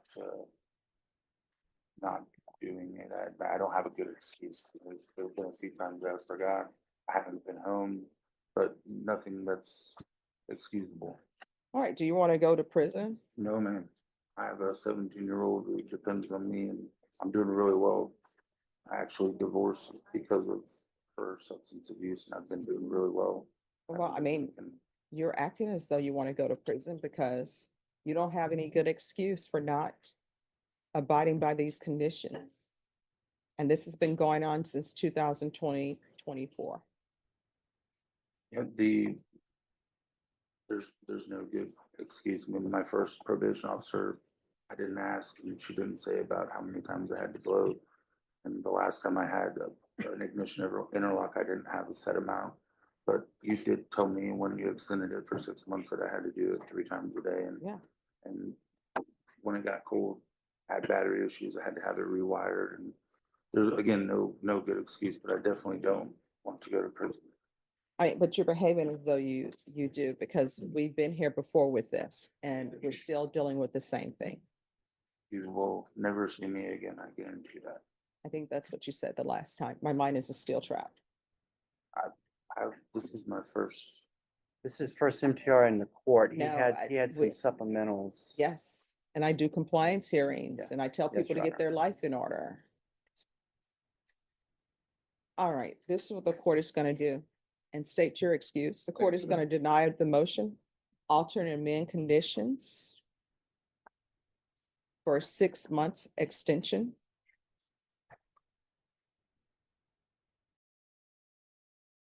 And there's gonna be 3 days in the Bear County Jail starting today.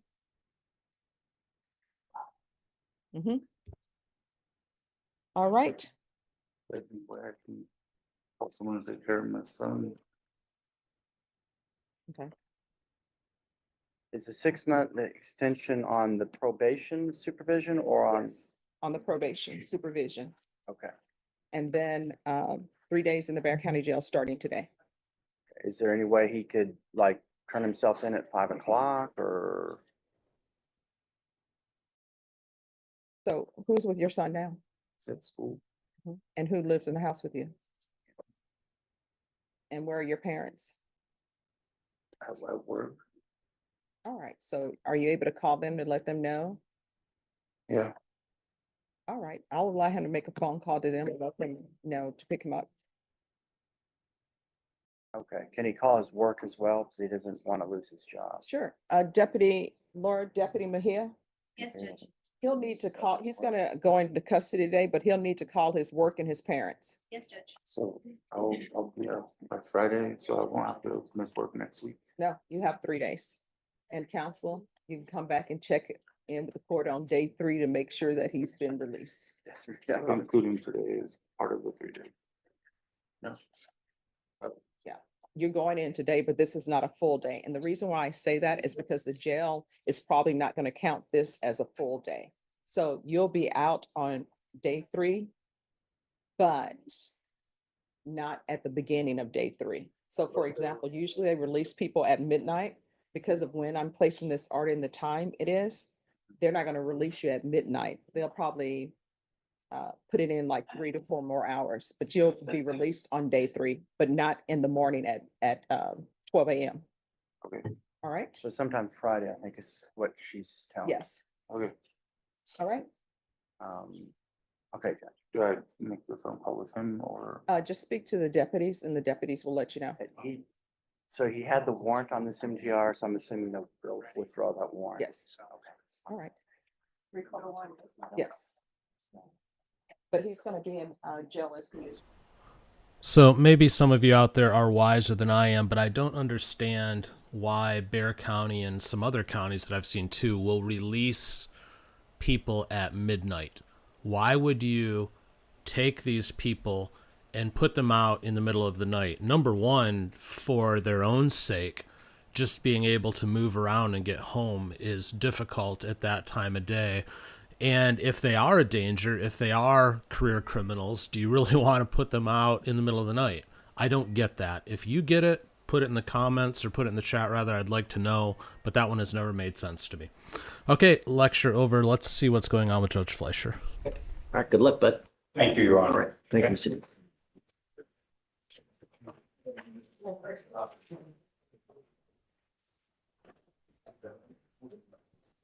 You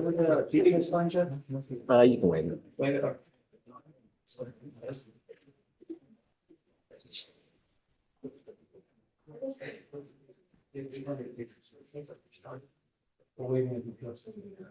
Marcos. How are you, Judge? Hey, bud. How are you?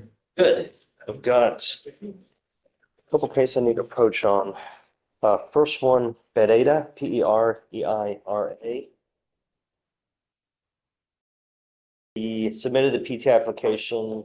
She's done the TRS. She was approved today. Okay. So Give you a couple weeks. perfect. And then the other one, kind of the same situation, well, similar situation, is Caballero, C-A-B-A-L-L-E-R-O. We submitted the application where I talked to my office actually, which I guess I didn't realize. I didn't realize we needed mitigation, but my office did. I have here that we've been working on mitigation for the last 3 months. Since December 10th, working on mitigation. We submitted this morning. It's submitted. Mitigation packet though? It's submitted this morning. Everything. I do have the note, it's in, they submitted to Ashley for discussion. Great. So let's set it off a week. Waiting on it. Okay. No, I just wanted to make sure the No, mitigation you're- packet is in. Yes. Okay, Brent. As long as it's in, I'm happy. It was in this morning. Set it off a week, see if I Okay. to get a response. Can I waive his appearance, Mr. Caballeros? Okay. So, no, but hold on. If he's approved, he needs to be here at the next setting so we can send it for a TRAS. Because he's I not, think he's done the TRAS. Caballero, Caballero, C-A-B-A-L-L-E-R-O. page 8. Yes, he's spoken. Yes, he's already done. Okay. Perfect. Then we'll waive it. That Okay. way, you know, it's approved, then we'll give you like another couple weeks to get the interlock. Okay, perfect. And then I will have a plea for you on Hernandez Perez. We're doing a play on that now? Yes, we just need the interpreter, so not yet. I'll ask Victoria. Okay, Okay. she's calling. Perfect. Okay.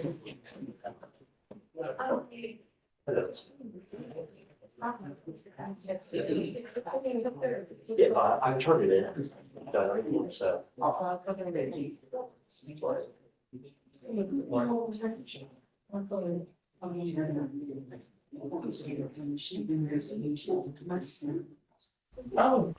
While we wait for the next contestant in Judge Fleischer's court, let's head back over to Judge Wolf.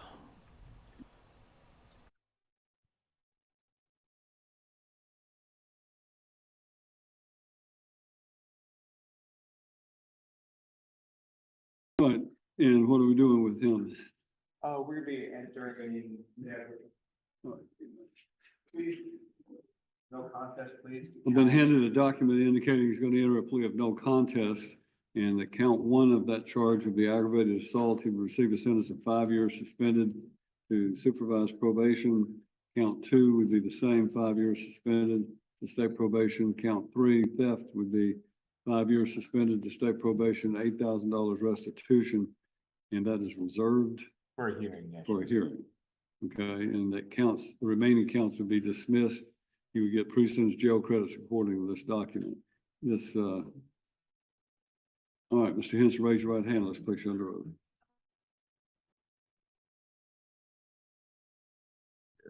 You can put your hand down now. State your full name for the record. Gary Wayne Henson. Mr. Henson, I'm going to go over your rights with you, so when I ask you a question, make sure that you understand it and answer it out loud, okay?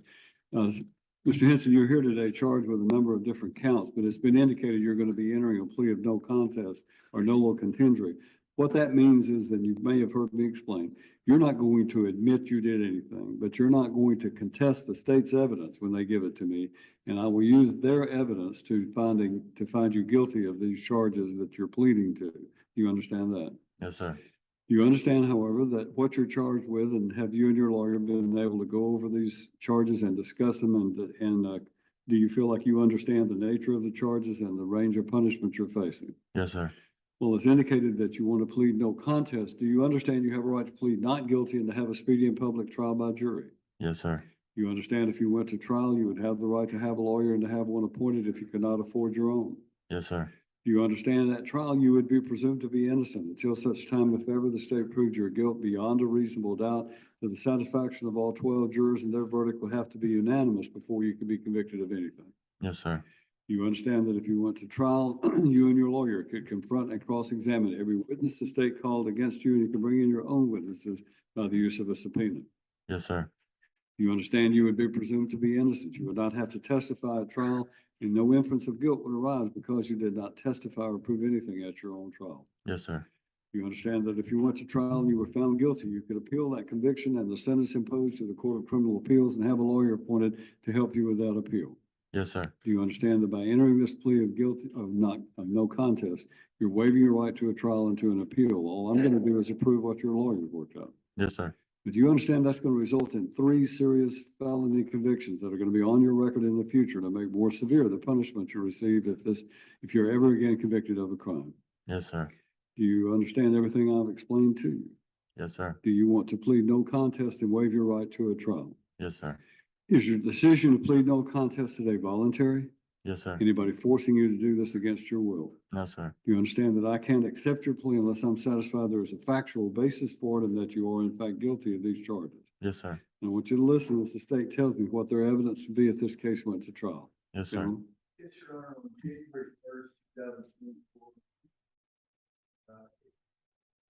19564, deputies from the Chief County Sheriff's Office responded for 1449 Valley Road here in Cheatham County to a drive-by shooting. There were several victims in an occupied dwelling, saying that several rounds, I believe at least 6, were fired at the residence. While officers were out there, the victim described a dark and colored Dodge Durango as the suspect vehicle. While on scene, that same vehicle drove back by, ended up in a high-speed chase, and eventually they were spiked out, and Mr. Henson was one of the occupants of that vehicle. Out of an abundance of caution, the incident report and the warrant says they recovered some weapons. So if we could add that those weapons would be forfeited to the Chief County Sheriff's Office. Mr. Brogan, the co-defendant, I've added his plea agreement, but Mr. Atchison went to go get his diversion out of the building. I'm not asking that you agree with those facts, but do you understand that's what the state's evidence would be if this case went to trial? Yes, sir. You still wish to enter a plea according to this agreement? Yes, sir. Are you satisfied with your attorney's services? Yes, sir. Do you believe that Mr. Montenegro, however, I'm sorry, I apologize for, how do you pronounce it? It's Montanino. Montanino. Mr. Montanino has done a good job of representing you competently. Yes, sir. Mr. Montanino, do you know of any reason you should not enter this plea? No, I do not. And Gary W., anything further from the state? All right, then Gary W. Henson, docket number 19564, upon your plea of no contest to count 1, I find you guilty of aggravated assault, sentence you to 5 years, Tennessee Department of Corrections, that will be suspended to state probation. Count 2, found guilty of aggravated assault, sentenced to 5 years, Tennessee Department of Corrections, suspended to state probation. Count 8, you're found guilty of theft, sentenced to 5 years in Tennessee Department of Corrections, that will be suspended to state probation. The amount of restitution is $8,000, and that will be reserved. All weapons that were seized are forfeited, at least as to your ownership interest. All the remaining counts are dismissed. You get pre-sentence jail credit supporting the document that is being filed with the court. That's the judgment report. You'll need to see the probation department, please. Thank you, Your Honor. All right, thank you. Anybody else have anything that you're ready on before we bring up the inmates?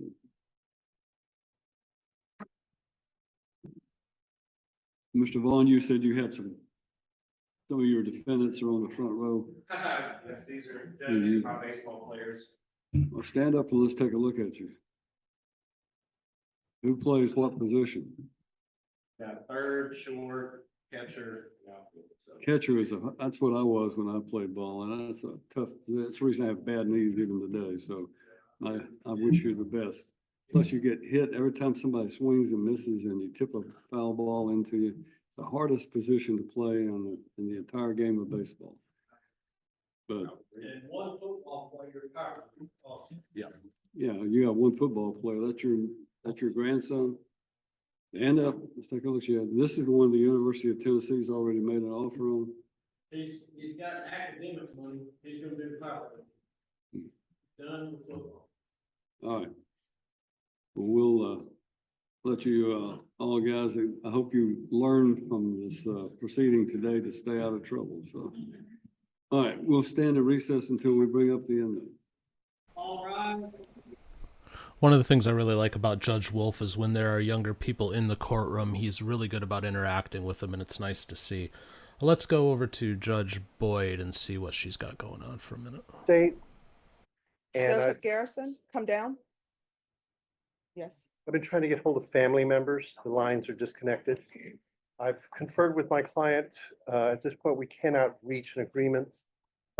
If you can put it on the one last conference, Judge, because there's some stuff I want to look into. Sure. All right, sir, how old are you? 32. All right, Ms. Ferguson, if you can set this for a plea deadline date, give me a month setting, please.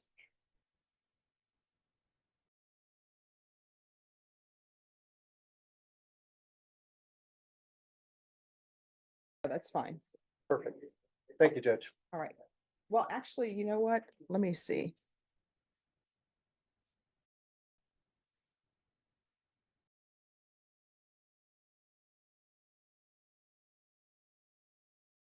We'll put it for the week of April 21st. All right, April 21st. And sir, if your attorney wants you back sooner, then we'll bring you back sooner. Okay. All right, thank you. Thank you, Judge. You're welcome. Thank you. Thank you. Thank you.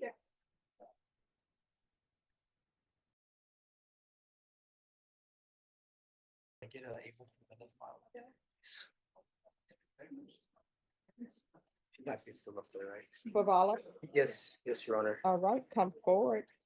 Yes, Judge. Just give me 1 second. What page is Garrison on? Thank you.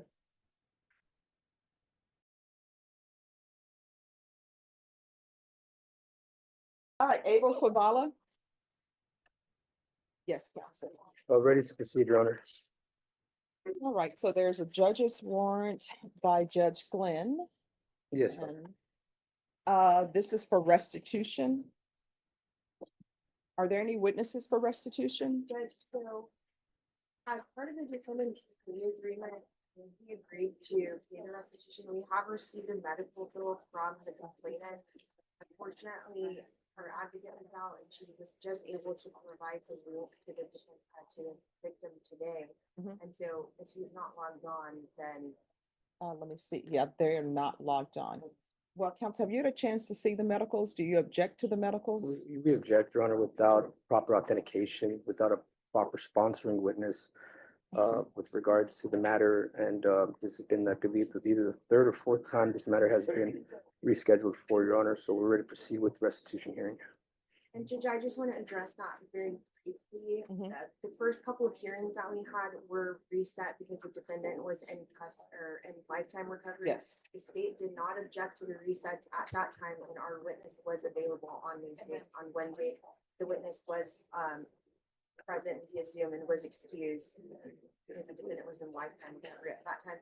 I could have tried to urge that he be put on that lifetime recovery, but in consideration for his treatment, I decided to release that. And so I know that the court, I didn't come before the court at the last setting, and that's just where we're at. I just Your Honor, if I may respond, the first setting, he was in lifetime recovery and there was an agreement to postpone. It was also set a second and third time. One of the times because Ms. Galloway was ill, and I did confer with Mr. Edelman, and he was privy to that information regarding the hearing. And then the last hearing is just simply, it just got reset. So we're here now. I know the court indicated this would be the final one. The last one I could have urged that, there'd be no more continuances regarding this matter. I was respectful of the fact that they had to allow us, and see within a lifetime, to get a reset. So we were working with them as well. but something's got to give at this point, Your Honor. The case has been closed. He's placed on deferred adjudication, and I frankly have other matters to deal with. All right. So this is what I'll do, because I do understand that there've been reset requests for both sides, back and forth, back and forth. And I understand that the court did say this would be the final restitution setting. But I also understand that there's somebody, a complainant, who has medical bills. And those need to be paid because you're the cause for them having medical bills. You understand? So this, Judge, and I, yes, and I will, and I want to thank you for giving us the reset because the complainant, and it's the fault of us, because I wasn't here. how long do you all expect this hearing to last? It should be brief. Yeah. All right, counsel, are you able to be here tomorrow at 9 a.m. and you will be the only case other than the jury trial that's on the docket, or either I can set it in the afternoon at 1:30. I could be here tomorrow, 9 a.m. Judge. All right, so we're gonna recall this tomorrow at 9 a.m. That will be the last setting for restitution hearing. If the complainant is not here at some point, this must end. Thank you, Judge. Yes, Your Honor. All right, so we're gonna bring you back on March 19th. And counsel, if you would like, we can have him appear by Zoom or he can appear in person. In terms of my client? Judge, Yes. Whatever's preferable to the court, I know that felony drug court said that they were gonna meet with him tomorrow, so if by Zoom, I think that might be better, so there's no kind of, please over here, so he's not, felony drug court's not able to see him. All right, so it's we'll just fine. have you appear by Zoom. And counsel, if you let felony drug court know he's gonna appear by Zoom, Yes, ma'am. because I don't want to interfere with whatever treatment or what they're doing with you, all right? Yes, All sir. right, and Complainant, we have previously agreed that he needed to appear via Zoom. yes. That's fine. We previously agreed to that, so we'll agree to that. All right, so witnesses and the defendant by Zoom tomorrow at 9 a.m. Yes, Your Honor, that works with us. All right, thank you. And counsel, if you want to appear by Zoom, if you don't have court downtown, you can appear by Zoom as well. I have court in another, right here, courtroom down the hallway, Judge, so I'll be close, so I'll be here in person. But I All right, appreciate that, thank though. you.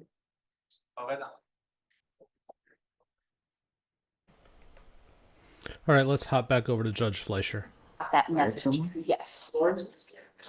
Yeah, so if we can get until tomorrow or Thursday, just because I don't know that he actually got the message to be here today. That's why you fired him? Well, among other things. I don't want to be responsible for that. Right, I don't want his warrant, him to get a warrant when it's not, when he didn't know to be here today, because he thought he had court on So what do Thursday. you want? Tomorrow? Tomorrow or Thursday? Thursday was the original date? Correct. Okay, so I guess we'll move to Thursday. Okay, Hey, Laws, SFPF Thursday, but if he doesn't show, I think he was already SFVF for Thursday anyway, because the case is so old.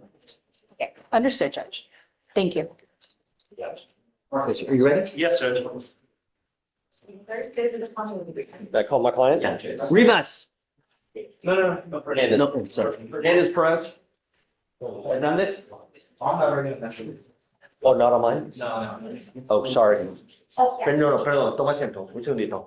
Okay, I guess you just don't leave, please. Guys. Hi, bud. Approaching on Reynolds, I think, reapproaching on PC, I believe. He's over here on a possession of marijuana. She said you wanted to reapproach, so that's what it seems awfully fishy. I'm not sure why they detained him for FSGI. I do not understand that. Well, I mean, I think that there's a valid claim for an FSGI because someone says that there's a guy barreling through a neighborhood, hits a bunch of cars, takes off. We have someone that puts him there, right? That says it's him. My concern is that they say they accept charges for FSGI, right? But we only have a POM. I understand. I don't get it. I understand. That makes no sense to me either. So what I did was I found probable cause for now. I'm gonna give them another couple days to figure out what happened. Why, was it a glitch in the system? What, Just for what it's worth, according to my client, he was on scene. He wasn't away from the scene. He was by his car when they were arrested. way away from the accident. Well, the accident happened and the car went forward and hit something. Anyway, it's okay, but Show me. either he's FSG high and they can prove that he belonged to that marijuana, or they can't prove that he So belonged to let's that do marijuana. this. That's fair. Why don't we set it for a formal probable cause? That's fair. Days, you pick it, I don't care. Next week, okay? Sure. Okay, sure. And then that gives them enough time to also look into why, Gotcha. what happened with the FSG, why is it not, you know? That sounds fair. In the interim though, come up. Mr. Reynolds? You tell me he doesn't have a license, right? It is not eligible, Your Honor. I have here that he's trying Uber or something like this. That's correct. That's my You can't understanding. drive. You don't have a Texas driver license, right? Come over here. Come over here. No. It's a yes. Do you have a valid Texas driver's license? Yes, as far as I was aware. They're looking into the Texas. I understand what system that just says said, it's sir. not valid. Right. So you don't have a license. I understand that now, sir. You can't drive. I understand that, Don't sir. drive. Yes, sir. If I find that you drive, I'm gonna lose it. I I'm understand telling you that, now, sir. I will put you in. Because all I'm asking you to do is follow the law. I'm not asking much. If I find that you're driving, and I don't care what your excuse is, I don't care if it's a burning building and you have to say 50 kittens, I'm gonna lose it. You will be signing a promise with me. This is an affidavit that you're gonna promise me that you're not gonna drive. Do you understand? It can go really sideways if you do. All you need to do is contact DPS to figure out what you need to do to get your license back. I'll even give you the phone number. I already have that information. Oh, there it is. I always. Yellow, lose it. you want blue? He's gonna give it to you. Just let him give it to you. Call me this afternoon and we'll figure out why it's not valid. So this is the number to the driver's license division, the DPS. When you call them, call at 7 in the morning. Don't call at 9, at 2, at 1:53. You'll never get through. You have to call when the phone lines open up, give them the number and ask them why it's no good, and they'll tell you. I need an SR-22. Oh, well, there you go. I had Then you know why. Oh, almost, I was just working at Uber every day, so I didn't know. So you can't do that. Don't worry. You don't need to say anything else. He's got it figured out. look, Mr. Reynolds, do not drive. Do you understand? Sort it out. Yes, sir. And you need car insurance before you drive too. Oh, just, we'll fit. Okay. We're gonna be back next week, so we can answer all just next week. Or between next week, I'll answer them. All right, Gotcha. hopefully you can get that sorted out. Come back, that thing says eligible, you'll be good to go. All right? Then he'll lift that restriction, I think is what he's saying. Okay, come on up, Mr. Reynolds. We'll have you sign this and then you'll be free to go. Did you also have Mr. Jones in the back, but it looks like y'all are ready for a plea here, which I'll glad you stepped aside. Yeah, we need to do this real quick. all right. Well, hi, Lori, you ready? Here's Mr. Rivas.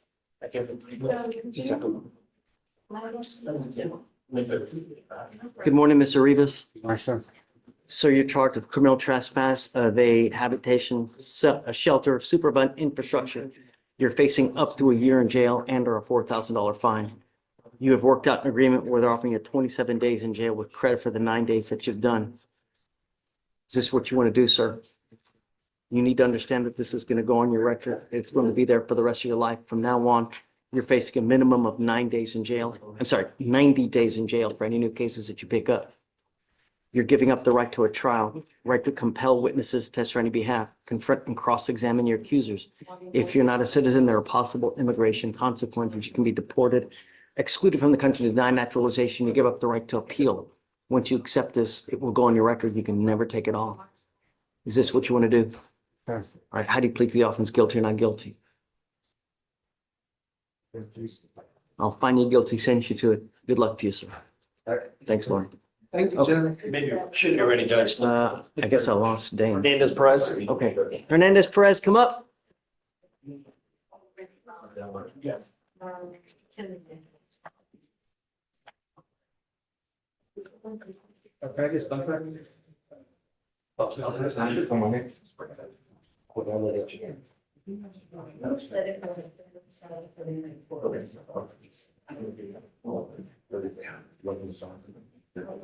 Is this one that was no PTI? Denied?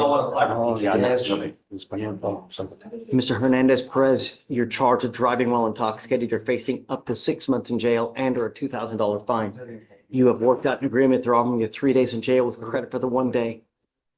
You need to understand that this DWI is going on your record.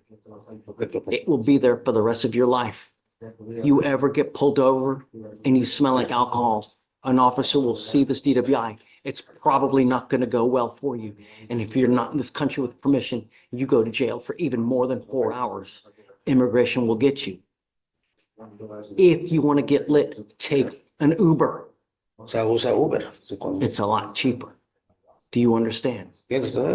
After today, you're facing a minimum of 30 days in jail. So no more slaps on the wrist after today.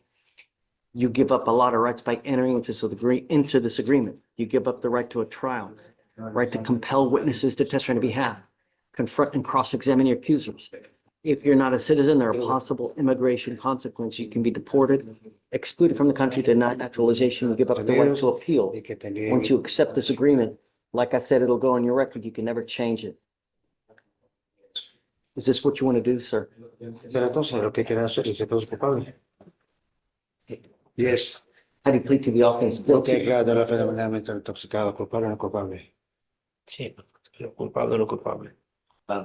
Guilty.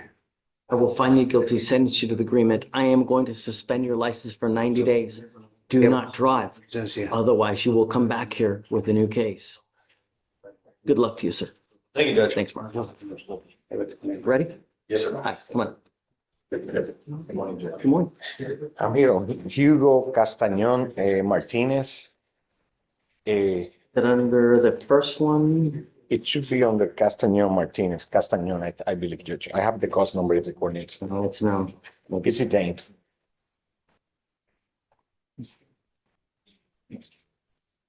Okay, what's the cause number?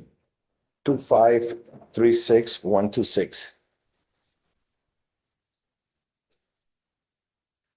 Yes. Martinez, okay, very well. I will know that next time, Judge. Sure.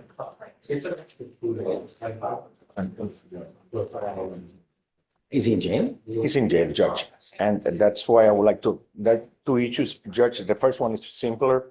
We're still waiting for discovery. I spoke with sister counsel and they're still waiting for some surveillance video. The other one, which is the most important one to us, we filed a writ with the court today. Basically, we're alleging that he posted the bond in the county, in this case, and for some reason, he's not being released. He was at some point, and we're doing this pro bono. What's the last name? Let's figure out why it didn't happen. It's weird. And also, Judge, he was transferred at some point to immigration, and we approached the court, and he has a bond in immigration, but he has been unable to post it because every time. Hold on, let's figure it out. What's the last name? Who is it? Martinez. Martinez. The same guy? Or is it a different Martinez? No, it's the same case, Judge, same case. So, Hugo. Yes, sir. Okay, well, hold on, let's see. Bond is made in our court. Yes, sir. And he's still here.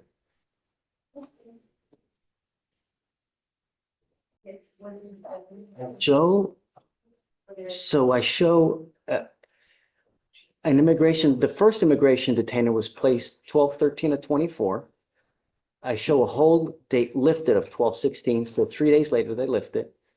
A second immigration detainer was placed 1/24/25. I don't show a lift date. And then a third immigration detainer was placed January 31st, and I don't show a lift date on that either. And Judge. What do you show? Martinez.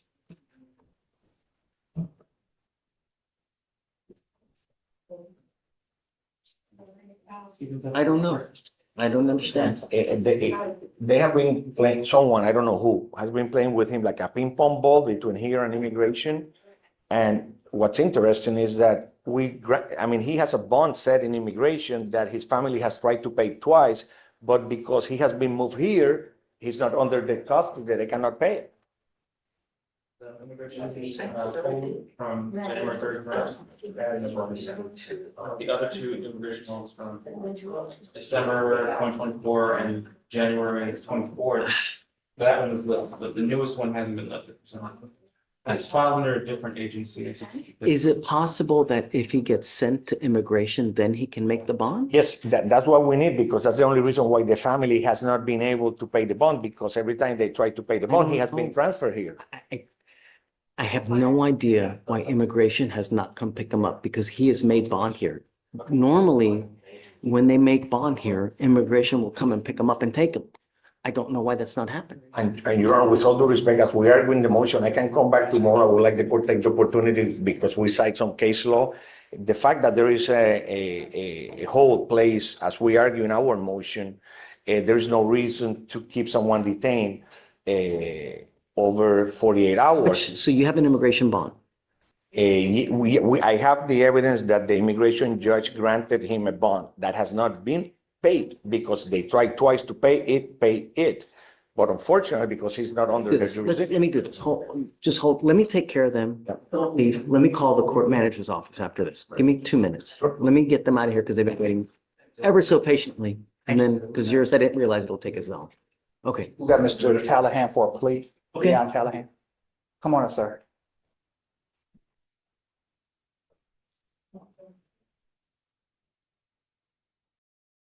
What's the last name on this one? Callahan. Okay.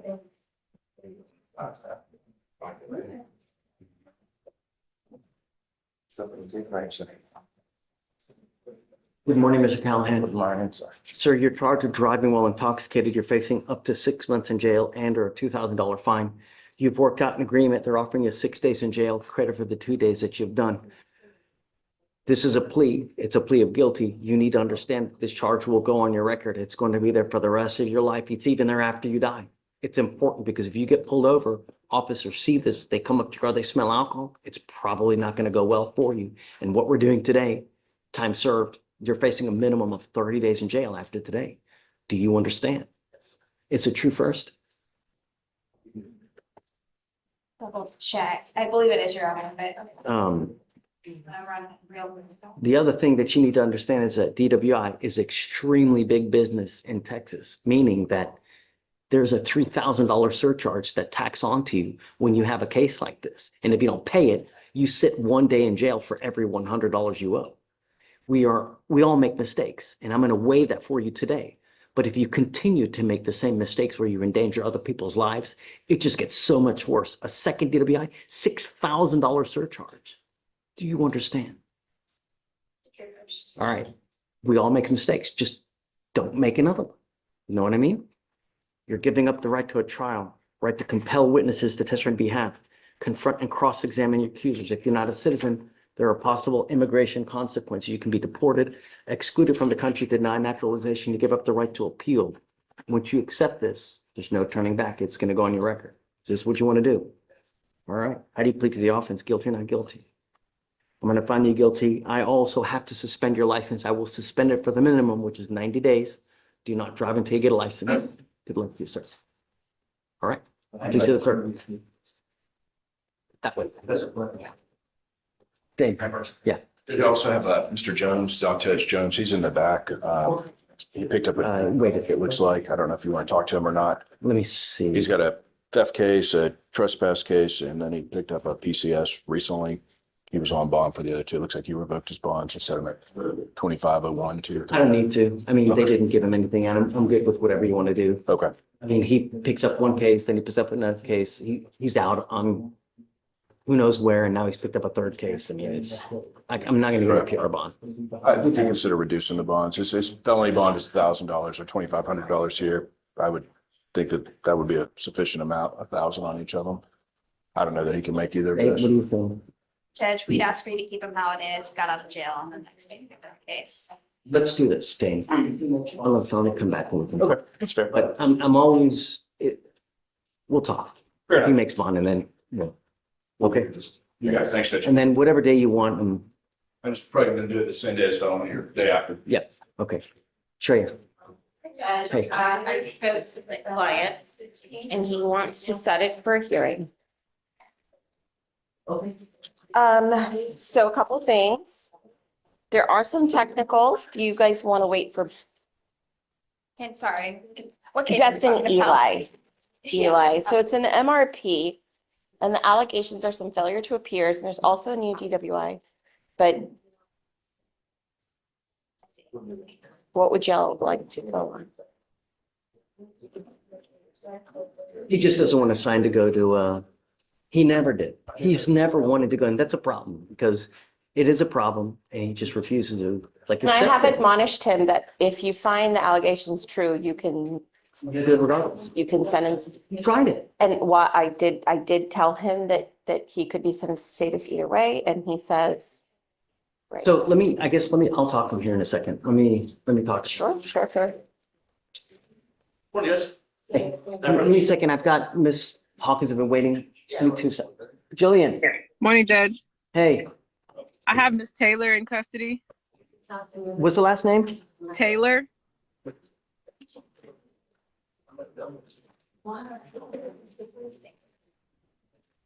Okay. She went into custody yesterday. Yes, After, she's not here today. Okay. She's still in processing. I was gonna talk to you about that today, but I was gonna see if we could go get her, but it's just impossible. Okay. Can we So- address her bond with her not being there? Say it again. Can we address her bond with her not being there? I want to talk to her, Okay. but I'm with you for tomorrow though. Okay. Okay. And- I'm really with you. Okay. Okay. Yeah. Did you talk to Blaze about the case? Did he? I did yesterday afternoon. Taylor? Taylor. I'm filing dismissal. You're. Oh, you're dismissing it? Yes. You're dismissing it right now, Jillian. Okay. Awesome. Okay. Thank you. Okay. All right. So I had someone else on docket. It's Ms. Bledsoe. The case is pretty old. On bond or in jail? On bond. Okay. Last setting, we reset it for the state to just eval. It's been a trial case pretty much since day one. I'm ready to set it. I'm not sure if the state is ready, but it's just, that's where it's headed. I see they've talking to the complainant again, so. Do you have any opinion on Bledsoe? I am looking right now. Sure. I actually need to talk to her about this as well. Me? Yes. Okay. So I have reached out to the complainant, just confirmed her story once again. I've shared all my notes with defense on this case. And then also she reached out to me as well, stating that the defendant has been reaching out to her through so I believe they have mutual, the father of their children is the same person, the defendant and the complainant. She's been reaching out to her through his email, and he's currently incarcerated. I explained to her, there's no way that we can really prove that it's the defendant, but she wanted me to make the court aware that it's something that has been happening. Okay. I guess Jillian, I'm gonna put her on the docket so I can admonish her. Okay. Tell me what day is good for you and then we'll do it. Any day next week except Monday. Okay. Tuesday? Top of 4? Yeah. We can, Tuesday must appear. Okay. Is there an offer in the case? Did you put an offer? Yes, Judge, there is a 120-day offer on the case. Have you eval up the trial? Yes, Judge. I looked at it. Is it good trial? I think we would leave it. Okay. So, did you hear that, Jillian? Alfred's town? Yes, but yeah, Okay. they put that so-called offer So, on there a while We'll ago. come, I guess we'll bring her Tuesday, we'll talk and then we can set it then. Okay, sounds good. Okay, That's it. Thank you, Judge. thanks, take care.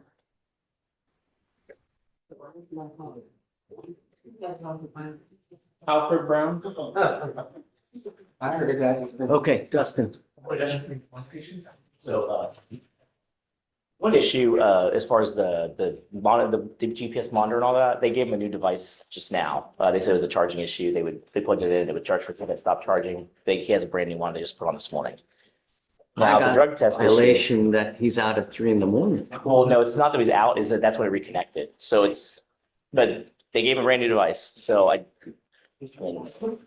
they're saying there was an issue where they changed the device out and there's not a tamper on it. It's just, it said it was not receiving. They didn't say it was that he was out and about, it said it wasn't receiving, and they started receiving again. That's at least the report that I saw. It's not like they were tracking him other places.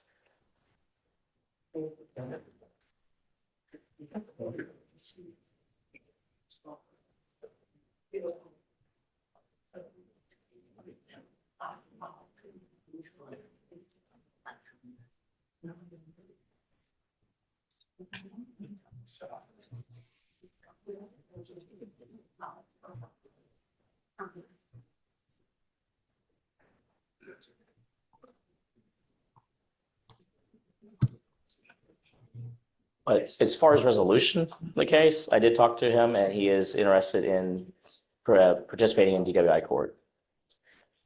And I know because we talked about that last week, and I have visited with him on that this morning. Says here on 3/11/24, GPS device generated a failed to enter alert at 10:15 p.m. At 11:46 through 3:02, GPS device was in no GPS no cell status and was unable to be monitored during the time frame. Client arrived home at 3:01 a.m. on 3/12. So that's not when it arrived home. That's when it started charging again. Because it's not a geolocate. I mean, as far as I'm understanding, it's the GPS shows where he is, I'm not. gonna be honest, Your Honor, that would be a question for pre. Oh, no, I'm sorry, I was pointing to the client, not to you. Okay, I was like, Saying out and that he's out in the middle of the night. I don't think they're saying that. What they're saying is that it's received a no signal. Client arrived home at 3:01 a.m. on 3/12. Where was he before that? Huh? They don't know where he was before that. He was at home, he just wasn't charging. You have. That's the way I'm reading it. Do you have? Do you have the idea of where he is? Like, I don't see any notes from the case manager, and then,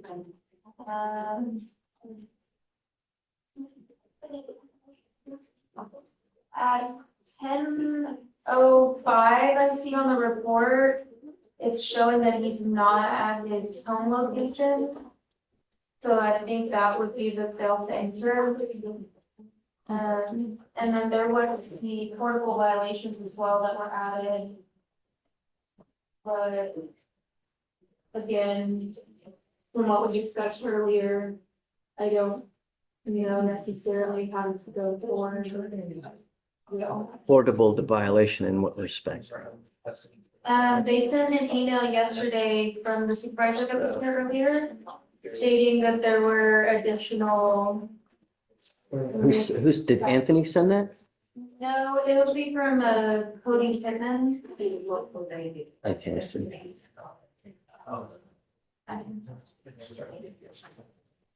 Or this specific one is from Luis Galvan.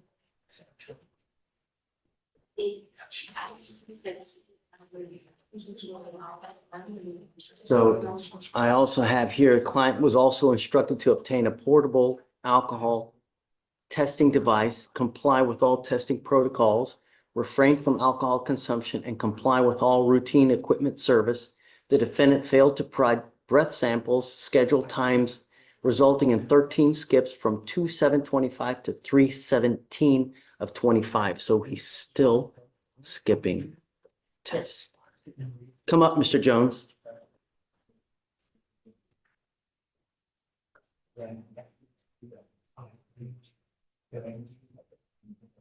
I just don't get it.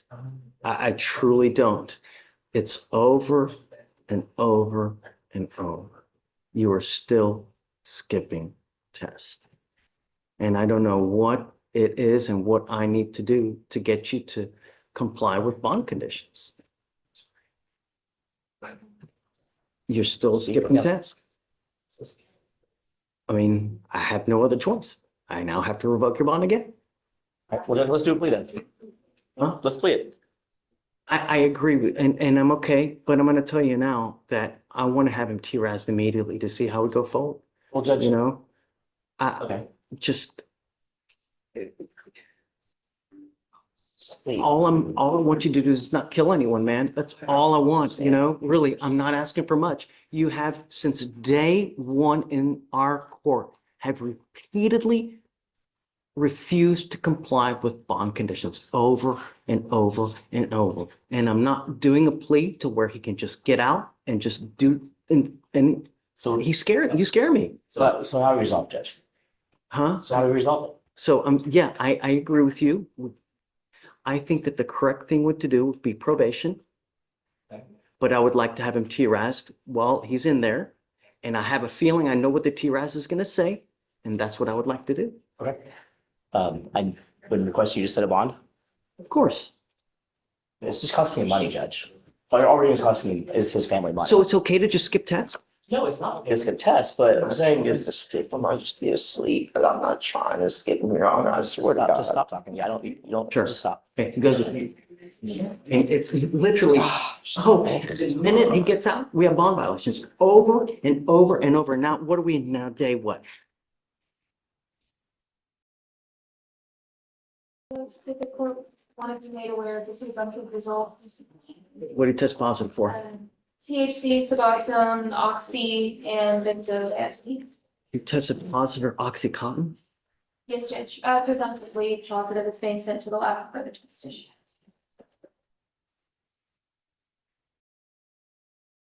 What I had envisioned, what I think is probably do like a 2-year probation. I want to do like maybe 10 days as a condition, do an immediate TRAS. We'll get it done today, tomorrow, and we'll see what the TRAS says. And I'm going to go with what the TRAS says. If the TRAS says, and I promise you, Dustin, I will do what if the TRAS says that IOP, SOP is the proper course, then I'll do it. Okay. You know, but if they say residential, I think that I want to follow what the TRAS says because I think that that's the proper one. I don't think you can take it. I just don't think you'll take it if it's residential. Then I have a jury waiting right now. You said the same, I mean. Let's just see what it says. Let's try to get a quick TRS done. For sure. How quickly? So do you want to do the probation? Yeah, he wants to do probation. Judge. Okay, let's do it. Okay, Blaze, you let me know. On. Jones, probation. Okay, yeah, I mean, we had offered the probation first, so. Yeah, it's TRS. So. Okay. So probation, 2-year. TRS conditions. 2-year. Okay. I want to do 10 days as a condition. That way I can get the TRAS done now immediately while he's in.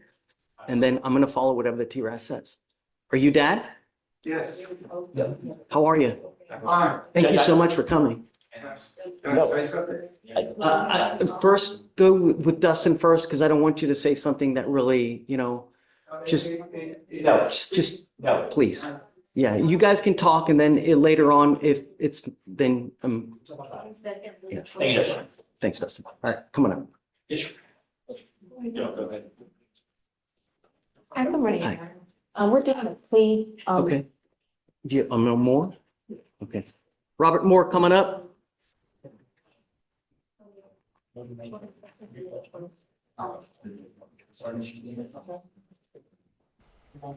While we're waiting on him, welcome to the Courtroom Files Live Overtime. I usually call it a day at about the 2-hour mark, but we're running a little extra for you today. Judge, I know my case has been dismissed. I just wanted to check on an order to remove the Scrammon GPS monitoring device, if we need to do that. Let's go to 49 if the dismissal paperwork has been. Yeah, I already signed the dismissal, so he has to go to 49 and they'll take everything off. Perfect. Thank you, Judge. Okay? Have a good day. Thank you. You too. Take care. All right. Good morning, Mr. Moore. Sir, you're charged with driving while intoxicated. I'm sorry. You're charged with possession of marijuana.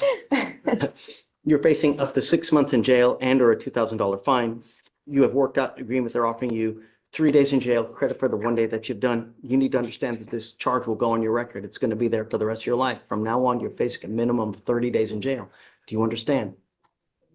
Yes, sir. You're giving up a lot of rights by entering into this agreement. You give up the right to a trial, right to compel witnesses to testify on your behalf, confront and cross-examine your accusers. If you're not a citizen, there are possible immigration consequences. You can be deported, excluded from the country, denied naturalization. You give up the right to appeal. Once you accept this, there's no turning back. You understand? Yes, sir. Is this what you want to do? How do you plead to the offense? Guilty or not guilty? I'm going to find you guilty. I'm going to follow the agreement. Good luck to you, sir. Thank you. Thank you. And we'll roll your court costs. Mr. Butler. Hey, Judge. Hey, I'm sorry. I'll try to do it next. Mr. Butler. I just need to reset on Mr. Yepes. Yepes?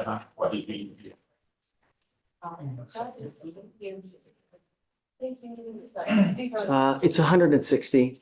Sure, we'll give you whatever you want, but I brought laptop, video. We had a little short meeting. at the next setting. They're wanting another, sure.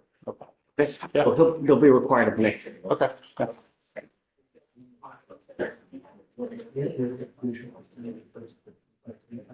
Morning, Judge. Hi, ready? Yeah, good to see you again. Hey, what's up? Judge, I'm here once again on Dasaki. If you recall, we were on PTI, trying to get an application in front. Get it done? Okay, the only thing that's missing right now is his insurance, and then we are submitting the application. I wanted to ask the court, is there a TRAS necessary? No, Okay. hold on a second. He's applying for PTI right now, right? Yes. No, Yes. because we've seen a lot more like, denials. Okay. So I don't want you to do a TRAS until actually gets granted, and at that point, yeah.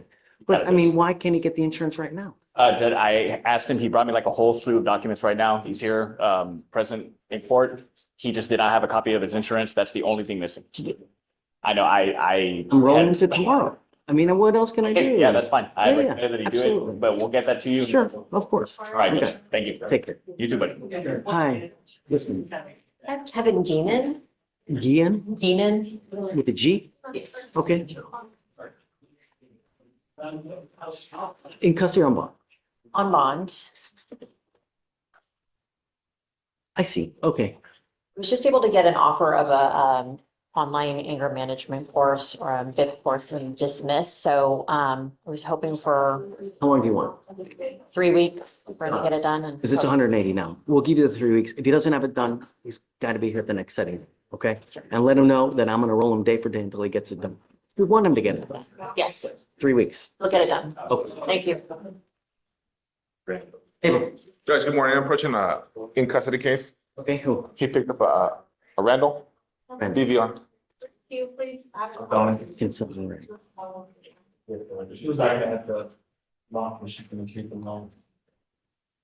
That's right. I got it. Son.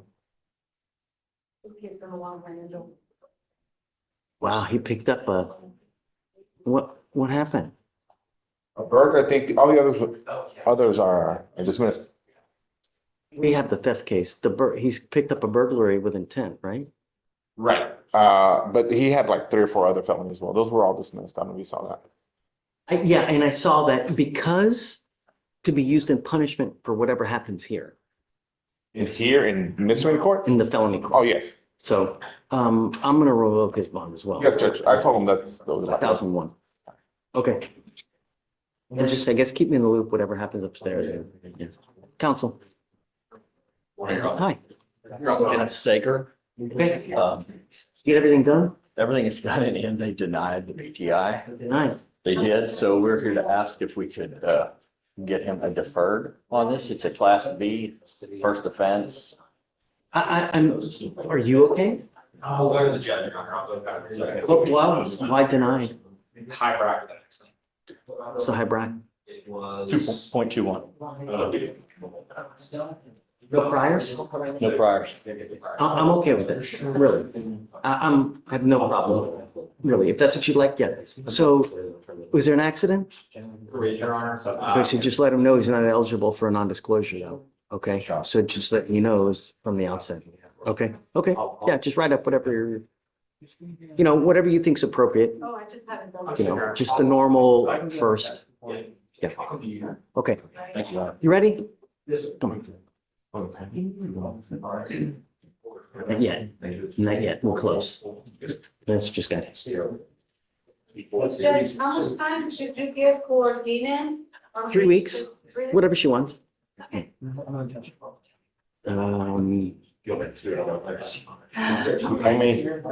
the record, or does it matter? Man? Yeah. Okay. Basically, Judge, our argument in the writ is that even if there's a detainer, he shouldn't be held in custody over 48 hours. We cite some case law. He's on bond. So I don't know what I can do to release him. And so when I was going to call the court manager's office, figure out why is he still being held? Because he's on bond. Why has immigration why have they not picked them up? And because I'm confused, I'm as much as confused as you. Judge, what is it you're talking about? What's the name again? Martinez? Who? Martinez. Because a bench warrant was requested. So Billy called him out this month because she was tuning in. And she says that he's here because we bench warrant him here. And that if y'all want him to go back, then we have to do a bench warrant return. But my question is, and because that's We why, bench warrant people here because people ask him to be bench warrant. We don't do it on our own, right? So someone has to ask us. So someone must have asked for the bench warrant. I believe his prior attorney, because we're doing this pro bono, because we were helping him with the immigration case, Okay. filed the bench warrant. But as So far we as, can do a return. yes, Judge, but as far as I know, like the court stated, he paid the bond, so there's no reason for him to be detained. I have no problem, it's his return. That's fine too, but it really, it's something that, it seems to me that lately it's happening more than it should, and that's why we filed that writ. Lawyers ask us to do with when these things happen. So if someone wants a bond revoked so that they don't go to immigration, we do it. If someone wants to have a bond so they can go to immigration, we do it. I always do what defense lawyers ask with regard to this. So I'm unaware of that. so someone asked them to be brought here. My feeling is so that they could take care of the case before he gets deported. That's what we normally do. So I believe that was done before we were helping him with his immigration So- case. So what we'll do now is we can send him back when he gets back to immigration. Oh, That way, guys, you can make the Because he already bond. has a bond, yeah. Yeah, and I won't revoke it here. The only thing I'm gonna ask you to do is that when you do make the bond over there, bring him here so we can do conditions. Yes, sir. And then we'll just keep it open until you guys are ready. So just let her know to do the return and then, I don't know how long it'll take to get it like back, but, That's why we filed the writ, Judge. Hey, Vic, when we do the return to go back there, how long does it take to get him back? They're here pretty often, so I mean, I'm sure in a week they'll be back. Yeah, and he should be detained for more than 48 hours, because usually, if not, that's But why they're unless- yes, released. but unless there's other circumstances, and when there's an immigration detainer, it's not us that's technically holding him, it's the immigration. That's why we are in the motion, Judge. It's just, if the court could take a look whenever it has a chance, it would be Sure. good. Yeah, but we'll do the return now, so that we can just get him back. Whatever is fast, that's fine, because This is the fastest way, they will. Do you want me? right? Yes, to send them back, yes. Well, we can do that. Do you want me to put that application for writ of habeas corpus in queue, the one that he's talking about? But I don't know, like, if I grant it, I mean, it's just. Can I ask just a favor, Get him Judge? If the court just, I mean, I think whatever is faster, I'm fine with that, because we already got a bond for him there, but if I the court think could what take, she's saying is probably the fastest. but if the court could also, whenever have a chance, Take a take a look look at at my motion, okay? Okay, And maybe it's just just, let her know, and then we'll get it done for you now, today. thank you, sir. Thank you.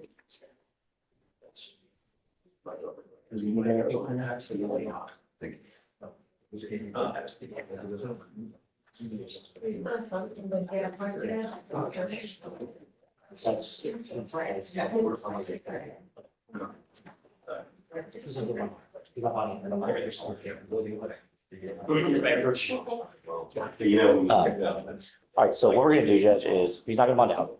We're gonna reset it for, she said she'd get it to TRS in a couple days. I got him, he wants to see what the TRS is gonna say if he recommends DWI court, because that's kind of what he wants to do. Pretty much I think he'd be more successful in DWI court. So let's get the TRS done. In sober court, he just wants to be out, so he doesn't have to be in custody, but the problem this is, is gonna be, this is gonna be in your court. it won't be in my court. I understand that. So We'll get TRS get that done, but he's not bonding out, Dad's not bonding him out. I told him he needs to sit, have TRS done, and they can get it done. So I'm gonna reset us. What, 5 days, Tuesday, and we'll have TRS by then. He's not gonna bond out, because we're not bonding out. You want to talk? Yeah, I don't want him on. I suggest I don't want. I get it, I understand, want. I understand, I understand. So, we'll do five reset for Tuesday next week, then they have TRS done by then. Okay. All right. Thank you, Judge. Okay. And I'll get the. So we're not doing a plea today, but hold on, Dustin, come on up. I want you to know that if it says residential treatment Understand. and he's no, I mean, I'm setting this case for trial, right? And I'm not gonna, Are all full straight probation? I understand. Okay, cool. I heard for. No, he was asking. No. It's not legally, it's not legally possible. My concern is that what I feel is gonna happen is when he does a TRAS, they're gonna say residential, and he's gonna say, I don't wanna do residential, I wanna be out. When we know, based on here, it just doesn't work when he's out. He does what he wants to do. If he The doesn't. hell with the conditions. If he doesn't want what the TRS recommends, then he'll take a jail sentence, and that's just what it is. I'm not gonna take that. I'm not taking it. I'll send for trial. I'm not taking, no, because this, He'll plead to a jury and do jury punishment, and he'll get a jail sentence. Like, you can do what you want, he's not probation eligible for a jury. You can't force him that probation. Let's say the TRS. No, I think I can. I mean, I think I can. I mean, I'll look the code, but I do jury punishment, you can't. Like, it's, you see what I'm saying? It's like, I do jury I mean, punishment, sure. you can't. Sure. But I'm not trying to. Let's just get the TRS and see if we can get the help that you want. Yeah. Dustin. I know what, dude, we're on the same. Giving page. I know you. him a jail sentence of 20 days, 30 days, 60 days solves nothing. It literally throws him out into the wolves, and he's just gonna pick up a felony DPI within the next 30 days, 60 Let's see days. what the TRS says and see what we can do. I'm trying to help this kid, I know man. you are. And just a straight jail sentence it's within a year, he'll have a felony DPI. I understand. I mean, and you know I understand. You know where I'm. All right, so let's see what the TRAS says and well, yeah, it's pointless in argument. I agree. Let's just see what the TRAS says. We'll have from there. Thank you. Judge, can you have them cancel the panel, please? Hey, cancel the ban.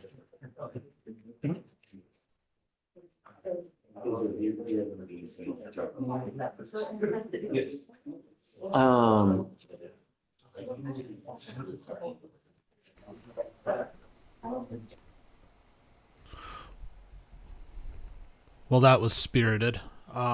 It's good to see those kind of exchanges, and it's good to see a judge that will allow those kind of exchanges.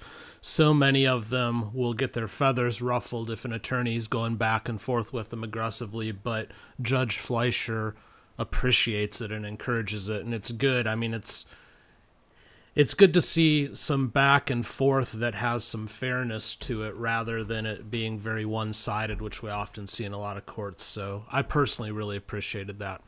I'm going to go ahead and leave it here for today. We went almost a half an hour extra. I hope you all appreciated it. Do me one favor, if you would. Kindly smash the like button before we go. We're trying to build this live show, and it's a matter of the algorithm learning us. And the algorithm has learned to love our long form. It's definitely learned to love our shorts. It needs to learn to love us from a live stream standpoint. So just pressing that one button really makes all the difference if you appreciate what we're trying to do here. But I'm going to go ahead and leave it there. Thanks so much for joining us today. Take care.